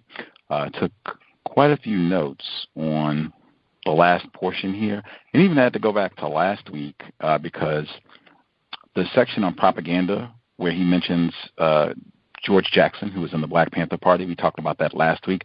I forgot the portion where he said on 173 he was talking about how just impugning this article that was written about George Jackson after his death, where the article was saying that he purchased this motorcycle, it turned out to be stolen, and he was incarcerated, and so he's impugning the way this passage was written. And he says, I believe this paragraph is one of the great propagandistic passages of all time and is deserving of being included in the Joseph Goebbels casebook of famous boondoggles. That right there is an extraordinary metaphor following the advice that he gave. I don't know if people know Joseph Goebbels, who that is. Dr. Welsing mentioned him regularly, and he mentioned Joseph Goebbels regularly in the book. In fact, like I said, lots of Nazi Germany examples and people that he mentions throughout the text. But Joseph Goebbels is infamous for doing Nazi propaganda and making all of these really just revolting, hideous films about quote-unquote Jews, black people, anyone that they deem to be non-white and worthy of extermination. But he's credited with making all of this work to just really galvanize the white supremacist energy that was needed to push along the Third Reich. But to say that this passage on George Jackson, that this passage belongs in the Joseph Goebbels casebook of famous boondoggles. Wow. And, in my view, act of racism, white supremacy on Postman's part. But, yeah, great. I think Mel just said, like, the metaphors and the structuring, his use of language and illustrations is just saturated with examples where he's picking explicit examples of racism, white supremacy, Nazi Germany, and what have you. And then I think he's also practicing racism, white supremacy, and how it's presented. Going to what we read this week, and I actually have the book and the scanned copy in front of me. I had, let's see, the example with racist, where he starts out in saying that this is a word that is inflated. When he talked about sloganeering, and he mentioned black people or black people in the 60s and 70s protesting against racism, that you had a lot of sloganeering. And I think he used the term power to the people, and saying that that's just an empty slogan. What does that mean? And some people thought it might be an example of racism. I agreed. I also thought that it was true, that you did then and you do now have a lot of sloganeering where people just say things as though that means something, as though there's some power to it. And a lot of times the phrase is not clearly defined. It doesn't really get in an accurate way to what the problem is, what we should be doing about it. It's just something cliche to say. When he begins talking about racist being a word that's been inflated to the point that it doesn't mean anything, I had the same thought process. I think this could be an act of racism on Postman's part. This is the word I'm going to choose as the illustration of a word that's been inflated. And I also think it's true. And I think white people have and continue to do an extraordinary job using and misusing that word, racist. They won't say racism, white supremacy, racist, or other derivations, and then also not giving it a definition, which at least he does, and then applying it in a myriad of incorrect ways. They'll say, now it's, if you don't like this person because they're transgender or LGBTQ, that's racist. I've seen a whole lot of reports where this is filed as an act of racism, but it is someone who is white who identifies as gay or lesbian saying, oh, yeah, they mistreated me because of my sexual orientation or because I'm transgender. Racism is a huge problem. Like that right there. Inflation, and it spreads confusion, in my view, deliberately. And even his definition of racism, in my view, let's look at it. For me, it's on page 222. He says, consider, for example, the word racist. My apologies, he didn't say racism. He said racist. There was a time when the word mostly referred to a person, not a white person, a person holding specific attitudes toward black people, in particular that they are inferior to whites and that, therefore, it is best to keep the two races apart. In my view, that is not an accurate definition of racism, white supremacy, and you hear that nonsense all the time about keeping black people and white people apart. If that were the case, you would have never had that mythology about the boat ride. We're going to stay apart, right? That's not what this is at all. You would have never had raping white enslavers, Thomas Jefferson, at all. We're going to stay apart, right? That's not what this is. This is about power, domination, and terrorism, which I suspect Mr. Postman knows. Inaccurate definitions of racism, white supremacy. They're great at that sort of thing. I think the same thing Mr. Demery Force said when he gave his list. And again, this is one of those, the more you know about who these people are, the better your processing of Mr. Postman saying, oh, man, what does this word racism mean? This is just a bunch of hooey. You know, you're going to say that Yogi Berra is racist because he's playing a white guy over a black guy. You're going to say that Daniel Patrick Moynihan is racist, but he doesn't give any information about who he is or why he was called a racist. Some might say that that is eroding context so that you can understand why these accusations were made. In my view, whites do that a lot as well. Daniel Moynihan, he wrote the Moynihan Report. I think a lot of people basically sum this up by saying that black female moms were to blame. You got these single-parent households. The black family is in tatters and blah, blah, blah, and all this other stuff. A lot of people felt it was very racist at the time. It still gets talked about and referenced. I think Ta-Nehisi Coates did a report on some of his other work as well. Henry Kissinger, we talked about him repeatedly in a number of our books this year. I think Gil Scott-Heron mentioned him. Coretta Scott King mentioned him both in their memoirs that we read earlier in the year. Certainly his involvement with the Vietnam War might qualify as an act of racism. I think he did a myriad of things where people might be accusing him. Same thing with former President Richard Nixon. He did a myriad of things that people accused him of being racist, COINTELPRO included. Albert Shanker, this is a white man who was involved with the school system in New York City where people were accusing him of being racist, of doing things to foment racist attitudes against the black people to the detriment of black students and black parents who were in schools that had predominantly white teachers, and people accused him of doing things to foment conflict between those groups. No context, doesn't give any detail for why people thought that these folks were racist, just that, oh, man, you've accused all these white people. That doesn't get included either, identifying that you consistently have these white people being accused of being racist without a lot of details. Just, man, we just throw this around as a snarl word. I don't even know what that means, a snarl word. It's synonymous with the sound ugh. I'm not even sure how to process that. To me, when I think of the word snarl, I think of an animal. A dog snarls. That's what I think of. If someone is saying that a person snarled at me, it's some sort of savage animal response, like we're about to break out into some sort of primitive, fight or something. I think of animals. I mean, that to me says quite a bit. If Mr. Postman, if it's black people or anybody else making an accusation against a white person that they're practicing racism, white supremacy, that is synonymous with snarling or ugh. Moving forward, when he says, and I do think his concept of inflation, I think it's important, something to consider when he talks about the word friend. Absolutely. And I think you can substitute the word brother or sister. Just because a black person said that, that does not mean anything. What does that mean? That we have some sort of codified allegiance to behave? It doesn't mean anything when everybody is just throwing the word around, brother, brother, brother, brother, brother, sister, sister, sister. In my view, it's the same thing. It means nothing. It just takes all the significance out of the word.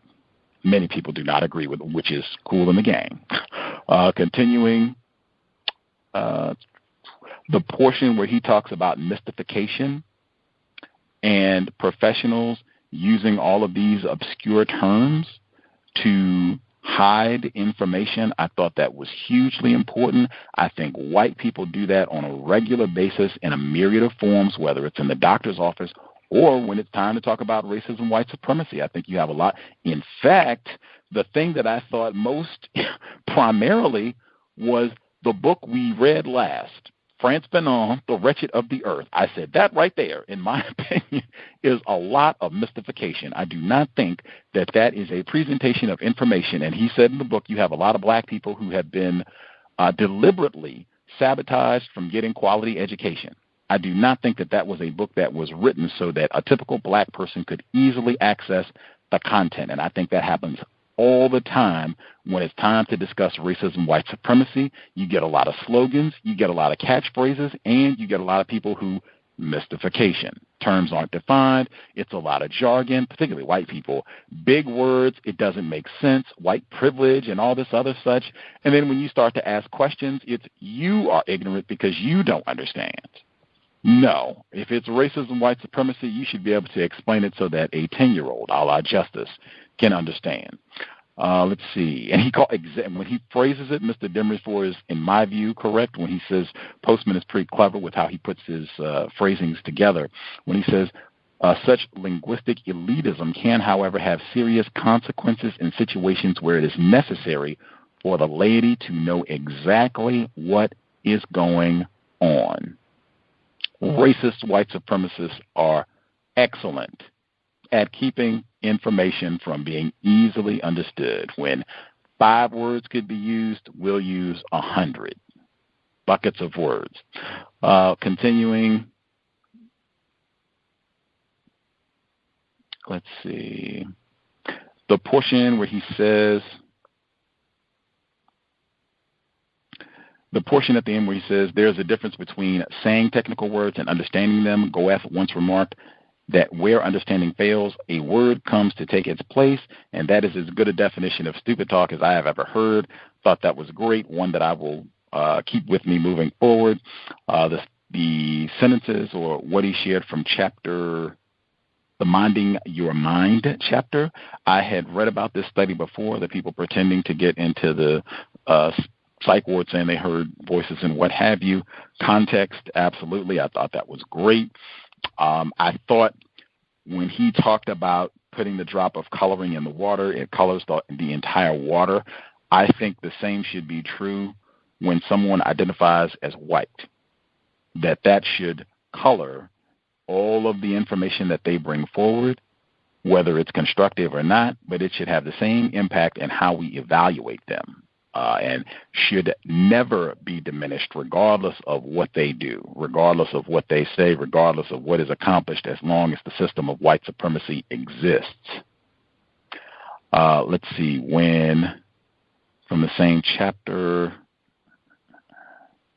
I thought those are great examples, and I hope that some of this has been applied on the cows over the near decade that we've been broadcasting in terms of being aware of the semantic environment when you're talking and having conversation, especially if it's something that could be contentious, like racism or other things, where it could be an argument, could be a heated disagreement.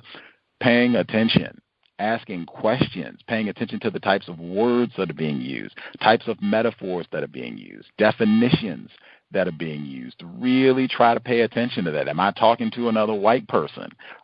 Exactly what is the nature of the disagreement that we're having? Where did it seem that the problem came up? Just trying to ask those types of questions and really paying attention just to the structure of the conversation. I think the more that you can kind of do that, and as he said, kind of you're participating in the conversation, you're talking, you're listening, but you're also kind of trying to step outside and also monitoring just the entire exchange to see what's happening. I think that can be very helpful. I think it's something that it does take a little bit of practice, and you obviously some days you're better than others, but I think it can be very, very helpful in just noticing tendencies, term usage. It can be and even keeping you calm. I think that's one of the things he talked about here, that a lot of times conversation can be reflexive, where you're just kind of following somebody says something and you're just waiting for your turn to talk rapid fire. And I think if you're paying more attention to the exchange, the environment, the semantic environment of the dialogue,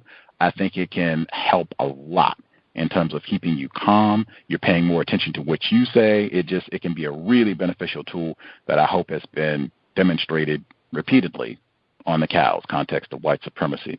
Do we have other folks who had commentary they wanted to get in, again, as we wrap up the book? Neil Postman's Crazy Talk, Stupid Talk. Any other comments folks wanted to share?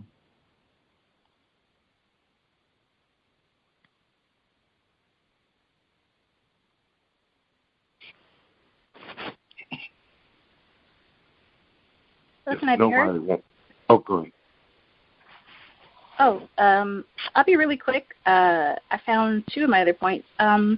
In the section Inflation and Mysticism, I think he used the term word salad to talk about how the amount of fancy words in the spiritual tennis lessons were just how they would justify the price of the tennis lessons. It's just that price is justified and it's well served by the amount and the quality of the words that he uses. And I think that the idea of removing mysticism is a good one overall, and that there should be, I guess, I think he said iatrogenic or translation of a lot of the things that we are to read. Contract came to my mind, probably a small point. But then on page 239, this might be a far-off point, but he put up Shaw's example of both people who worship and people who desecrate a symbol both being idolaters. And I thought that was an interesting point. It's not Postman's point, but it's Postman, I think, quoting Shaw. And I think it reminds me of the desecration of the Emmett Till monument that I would keep hearing that white people had vandalized in the South. And though I'm sure it's been brought up on the show before, it makes me think that the people who have desecrated Emmett Till's monument may in some way think of him as an idol in a sick way or a figure of their own. I mean, maybe I'm thinking too much into it, but I know that historically people tend to have war gods and gods who held up the world like Atlas, and they have all these interesting symbols that aren't just people they aspire to be, but things that they kind of don't aspire toward or something like that. And so I'm thinking that there are also certain rituals to appreciate their need for that god or that symbol that they have. And so I'm thinking that basically I'm thinking that Emmett Till's monument, to some people who might desecrate it, it represents kind of an obsession with it that apparently has its own ritual beside it. I mean, it's probably a little bit off the point. I'm sure that's been brought up before, that the damaging of black monuments is in and of itself a sort of weird ritual of white supremacy. So when he was just talking about the idols and people who worship and desecrate them both being idolaters, that kind of came to my mind. That's it. Interesting. Mr. Demery Ford, were you going to share something as well?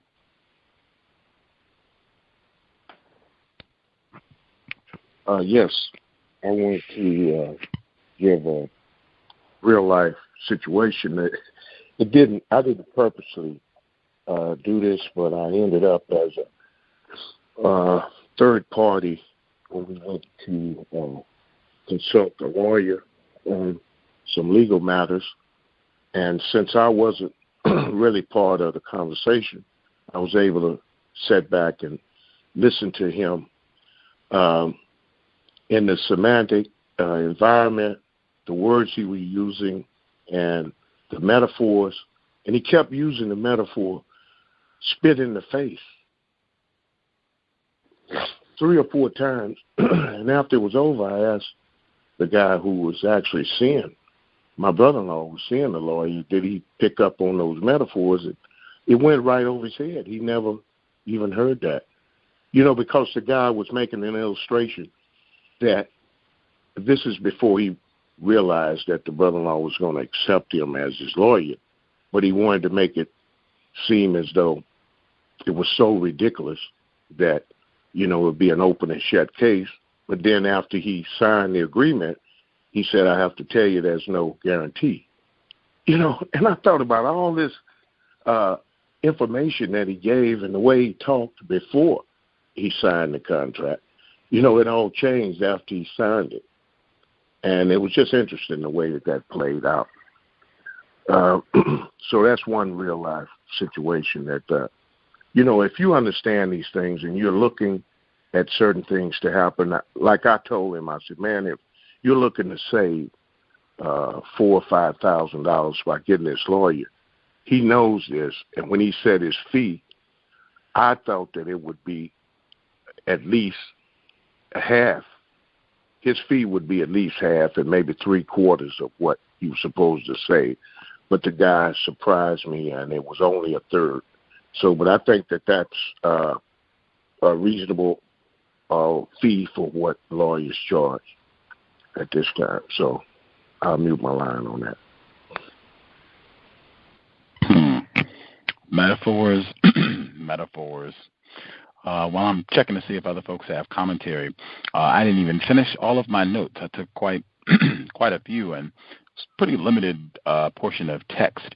I thought also this is from Minding Your Mind, the portion where he said, as I've noted earlier, in the matter of purposes, to me, for example, it seems clear that there is a distinct similarity in the actual purposes as opposed to the avowed purposes of such situations as a celebration of the Reverend Moon's Unification Church, and he gives a lot of other examples. That, I think, is often the purpose. I think this past weekend we had John Patash as a guest on the program for the third time.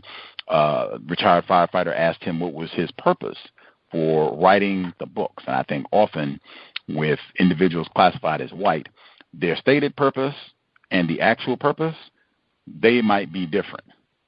The actual purpose frequently is going to be white supremacy, racism.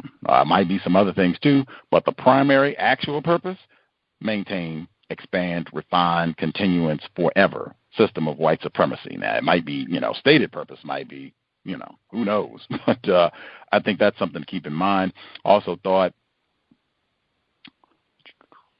further on the page 250, I thought this was really important, especially when people begin talking about racism, white supremacy. He said, semantic environments which are designed to suppress or bypass functions of the left hemisphere. We just talked about the left brain being the side of your brain largely in capacity with the ability to analyze and employ logic and apply principles, right? He says, semantic environments which are designed to suppress or bypass the functions of the left hemisphere of the brain, even if they are disguised as therapies, are therefore highly suspect in my scheme of things and are likely to produce large quantities of crazy talk. I agree completely. It's been my experience a lot of times when we begin talking about racism, white supremacy, it will be a lot of slogans, regardless of who's talking, white person or a non-white person. Often it will be a lot of slogans and appeals to emotion. White supremacy, racism is something where you need logic, follow logic, in talking about even being precise with word choice when you articulate about white supremacy, racism. The illustration on the very next page, that's why I said sometimes it can be very challenging reading text written by white authors, because sometimes they will have very constructive information. I thought Mr. Postman has had a lot of constructive insight, but then you come on 251 and he says, those who are quickest to call for a reordering of some social system, including its language, are usually those who are most insensible to how much they themselves depend on conventional rules and roles. Nothing could be more ridiculous, for example, than a person who accuses the police of brutality, calls for a people's army to replace them, and then is astonished at being smacked by a policeman's billy club. Another great illustration could be an example of Postman practicing racism, white supremacy. I would suspect it would be a lot of black people at the time he wrote this book, 1976, and now, 2017, who are saying, man, police brutality is a problem. The way they're treating black people is terrible. Why on earth, if I said that, just saying, why on earth, if I say that, and even if I said, yeah, we should have a people's army to replace them, to stop all this, why should that warrant me being smacked by a billy-clubbed officer? Is that a crime to just say that the police are abusing us? I think they should be replaced. Maybe we shouldn't even have them. Why should I be subjected to violence? That sort of thing right there, just in that sort of illustration, it's just my view consistently. Sometimes it's real direct. Sometimes you'll get white people just saying directly, like when Trump said during the campaign speech back in my day, I think somebody was there heckling, he said, back in my day, we would have thrown that guy out, we'd have beat him up and thrown him out. Violence towards black people, some way, shape, or form, is always being encouraged, hinted at, joked about. In my view, this is, and I mean, it's layers of violence, because if we're talking about police brutality, 1976, 2017, 1917, the people who seem to be reporting the most problems with police brutality and violence, it's black people in this area of the world. So that's the one level of the violence, and it's absurd and ridiculous if you're saying that that's wrong and advocating strategies for changing that, and you should be subjected to violence. You should be bopped with a nigger knocker for even saying such a thing. Continuing, where he says, in summary, I am saying that crazy talk is characterized by patterns of thought which reveal an unwillingness to inquire, an exorbitant disdain for tradition, and a paralyzing fear of change. I am of the opinion the greatest form of crazy talk on the planet would have to be racism, white supremacy, if that's what he's outlining here. It would have to be. Nobody produces more quote-unquote crazy talk than racist man, racist woman, racist child, in justifying billions of people on the planet being dominated, terrorized, and abused just because they're classified as non-white. And Postman's book almost proves that, because most of his examples are about white supremacy, racism. The portion in the very next paragraph where he says, man, oh man, where he says, and one might say that crazy talk is a consequence of not knowing the difference, as when, for example, the language of athletic competition is confused with the language of patriotism. My sense of my country's worth is not enlarged because an American rowing crew beats some Peruvians in the Olympics. And then when he goes up the next paragraph, I do not assume that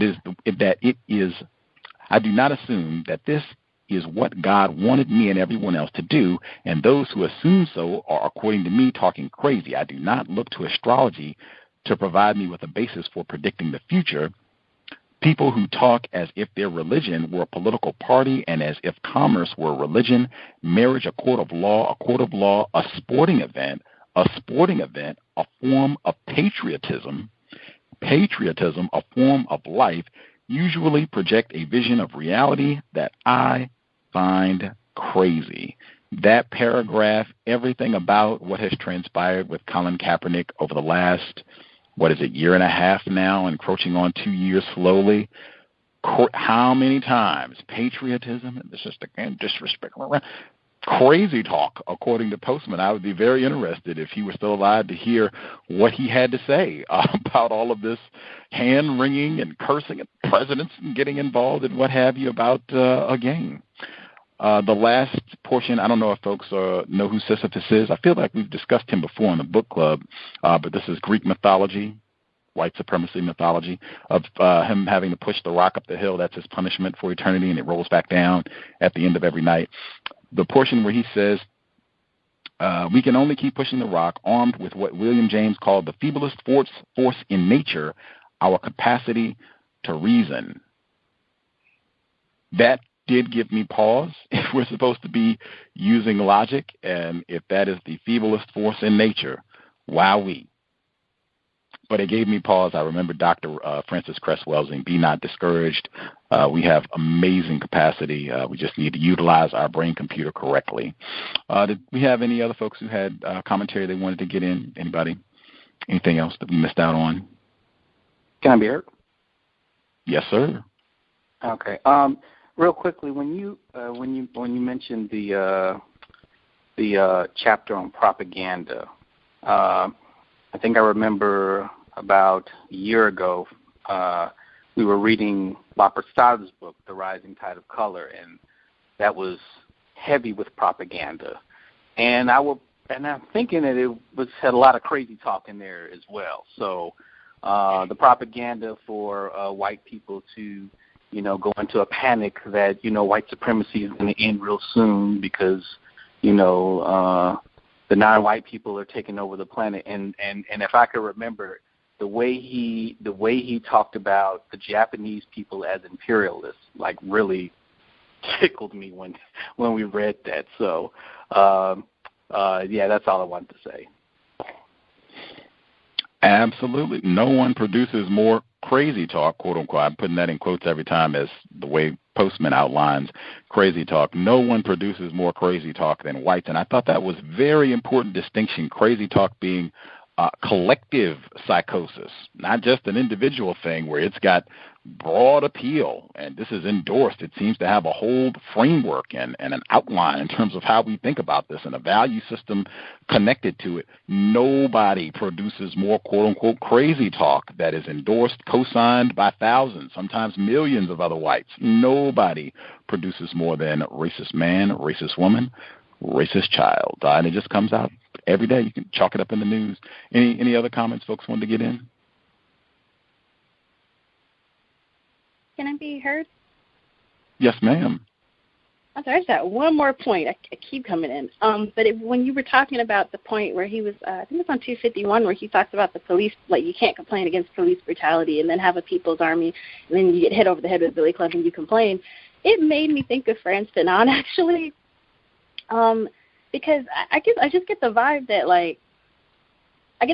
that Postman, like, he keeps using revolution. I'm not saying like it's a swear word, but he keeps using it as if it is this negative thing that's just looming over the horizon.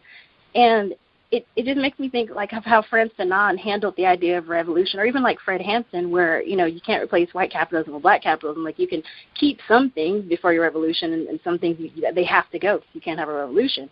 And I'm just thinking like just because Haiti overthrows like a depraved French slave-owning rule doesn't mean they're getting rid of pants or like commerce, or just because MLK is like protesting the bus doesn't mean he wants to walk. Like the way Postman talks about you can't complain about police brutality, it's like there's no middle ground. It's either you have a crazy people's army or you have police brutality and you don't complain. It's like the way he talks about revolution, it's not very nuanced. It's this like this looming thing in the background, I get a feeling.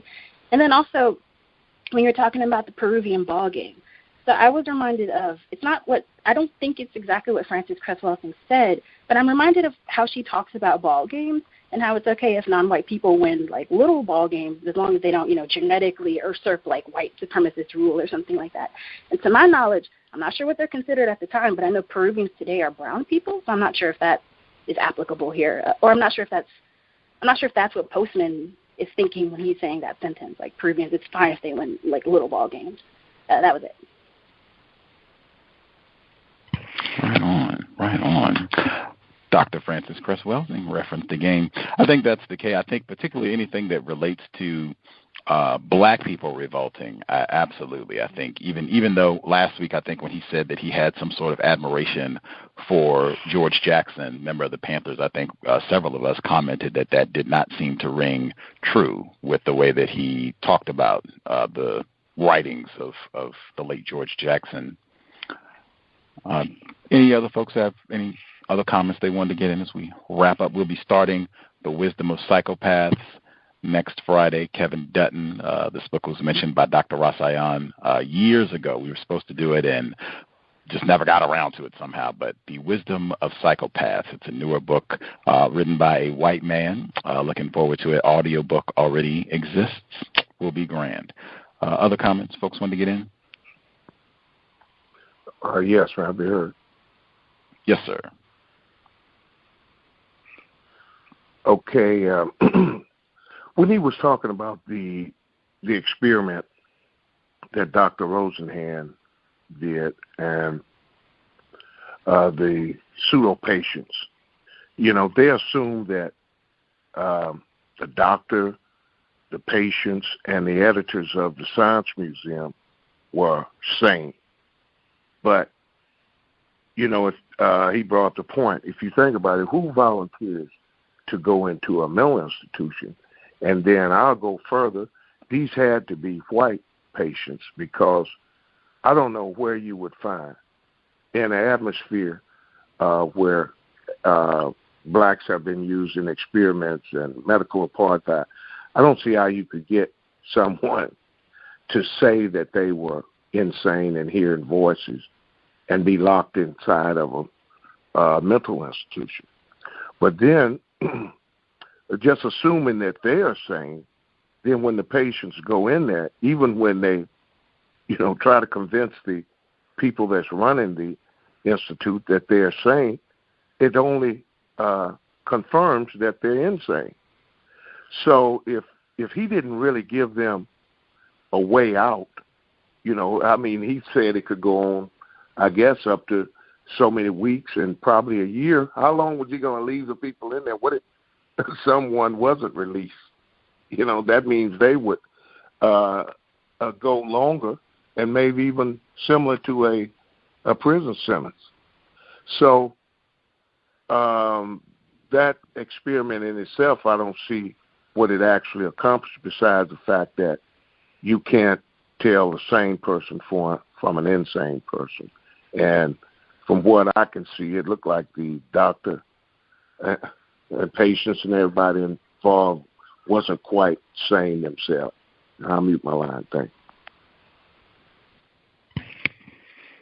Indeed. I was thinking the same thing that I think they said the average stay of the folks, the pseudo patients who volunteered in this study was 19 days, I think.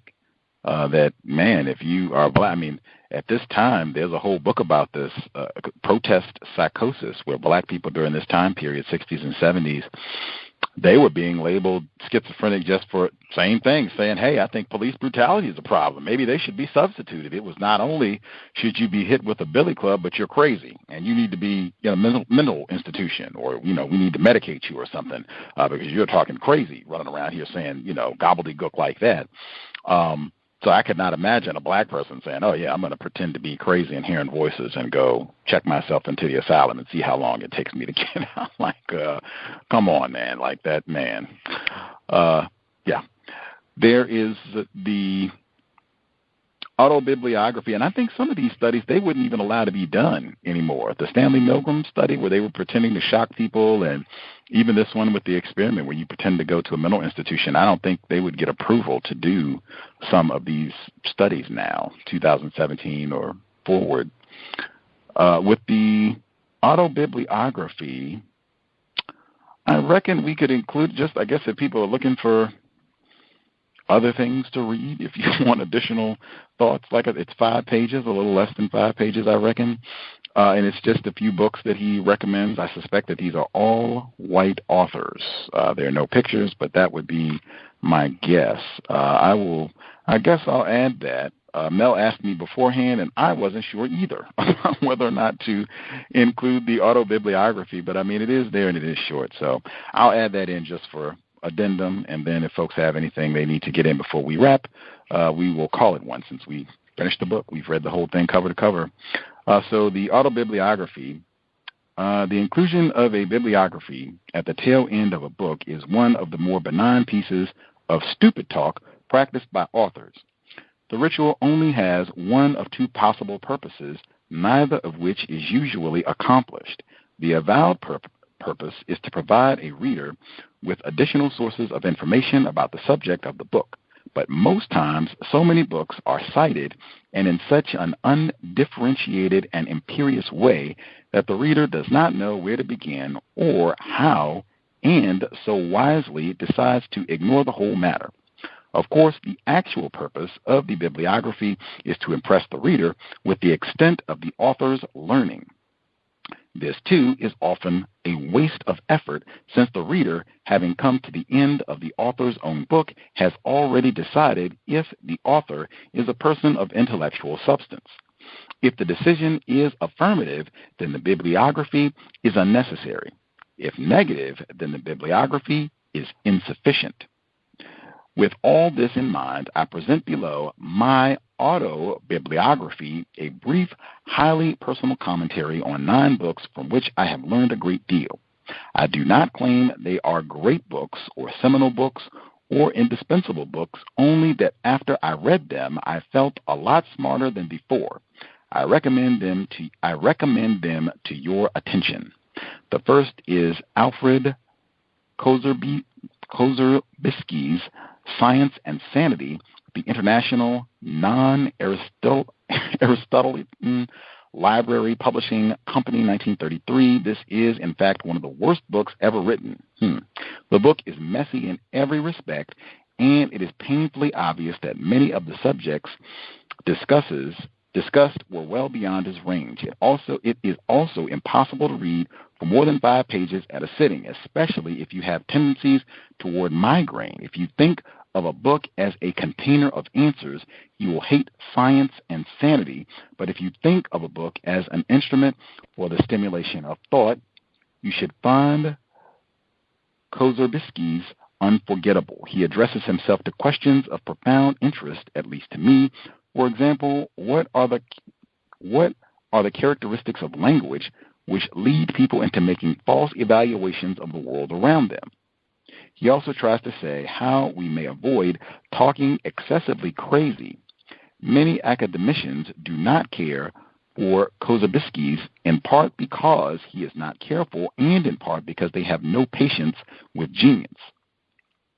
The second book is Mind, Self, and Society by George Herbert Mead. This, too, is a badly written book, repetitious, and abstract. In fact, Mead did not even write the book. It was put together by students of his from notes made at Mead's lectures.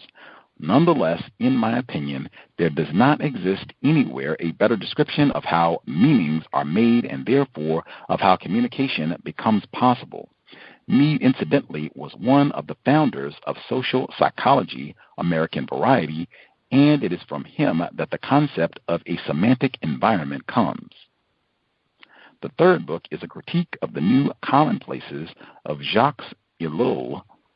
Ellul is a professor of history of law and social history at Bordeaux and is one of the world's best authorities on stupid and crazy talk.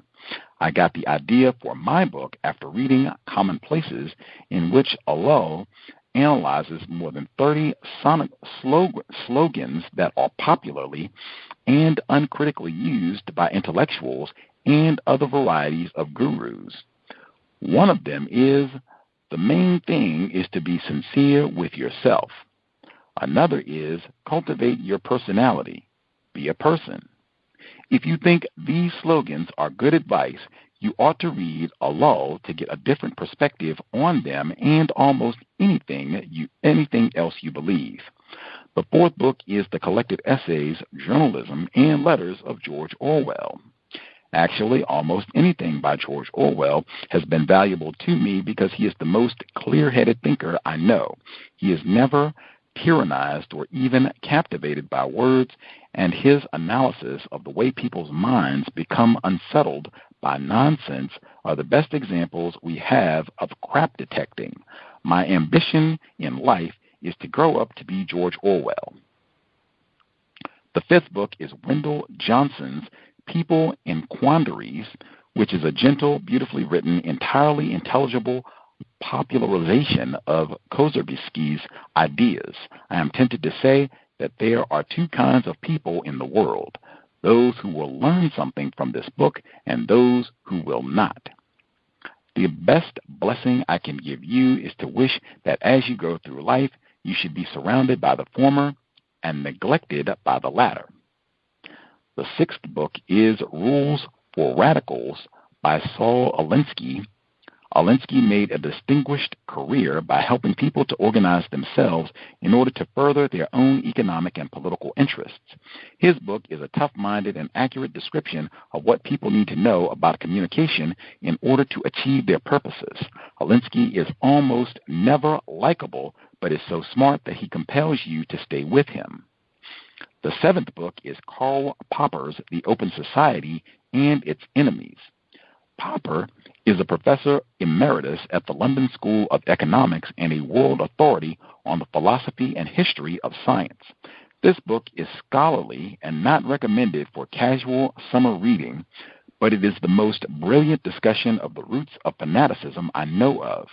When I have depressing days, weighed down by excessive exposure to crazy talk, it helps me to get through if I remind myself that Karl Popper is alive and thinking in England.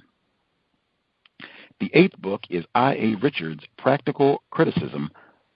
This book appears on the surface to be about poetry and how people respond to it, but it also puts forward a general theory of communication and identifies many of the faults and errors by which understanding is thwarted. Although Richards is not a good writer, he knows, in my opinion, more about the languaging process than anyone alive, and I have never failed to learn something important from any of his books. The ninth book is Gregory Bateson's Steps to an Ecology of the Mind. This book is well written and brilliant, but strange. Bateson is no respecter of academic conventions and here allows himself to go wherever his ideas take him. He is, incidentally, the inventor of the double-blind theory of schizophrenia and a strong advocate of the idea that craziness is a product of a disordered communication pattern.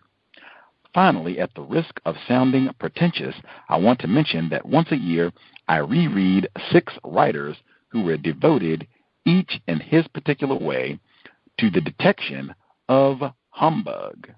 They are Jonathan Swift, the previously mentioned Thomas Jefferson, Thomas Paine, George Bernard Shaw, Alfred N. Whitehead, and Bertrand Russell. Like the rest of us, they are not without fault and are certainly guilty now and then of both stupid and crazy talk. But they have the great merit that they never doubted that men are capable of saying a few reasonable words each day. And that is the end of Crazy Talk, Stupid Talk, how we defeat ourselves by the way we talk and what to do about it. Couldn't get through the book without another reference to Thomas Jefferson, who absolutely did crank out a lot of crazy talk about black people and orangutans and all sorts of things. Notes on the state of Virginia. We are officially done, and next week we are moving on to The Wisdom of Psychopaths. Kevin Dutton. I suspect that would be an easier book to find. The author is an English person. I guess that would be, again, us reading a book by an author who was born outside the United States. But that book, since it was published, I believe, in 2012, 2011, sometime within the last 5 years or so, I suspect you'll have a much easier time locating that book, public library or wherever, if you want a hard copy as we proceed, but that'll be next Friday. I'm excited to tell Dr. Rasayan we're reading his text. We'll definitely be here tomorrow for the compensatory call-in at 9 p.m. Eastern, 6 p.m. Pacific. We'll catch up on news observations from the last 7 days. Any final comments folks want to get on Crazy Talk, Stupid Talk before we move off, call it a broadcast for this Friday?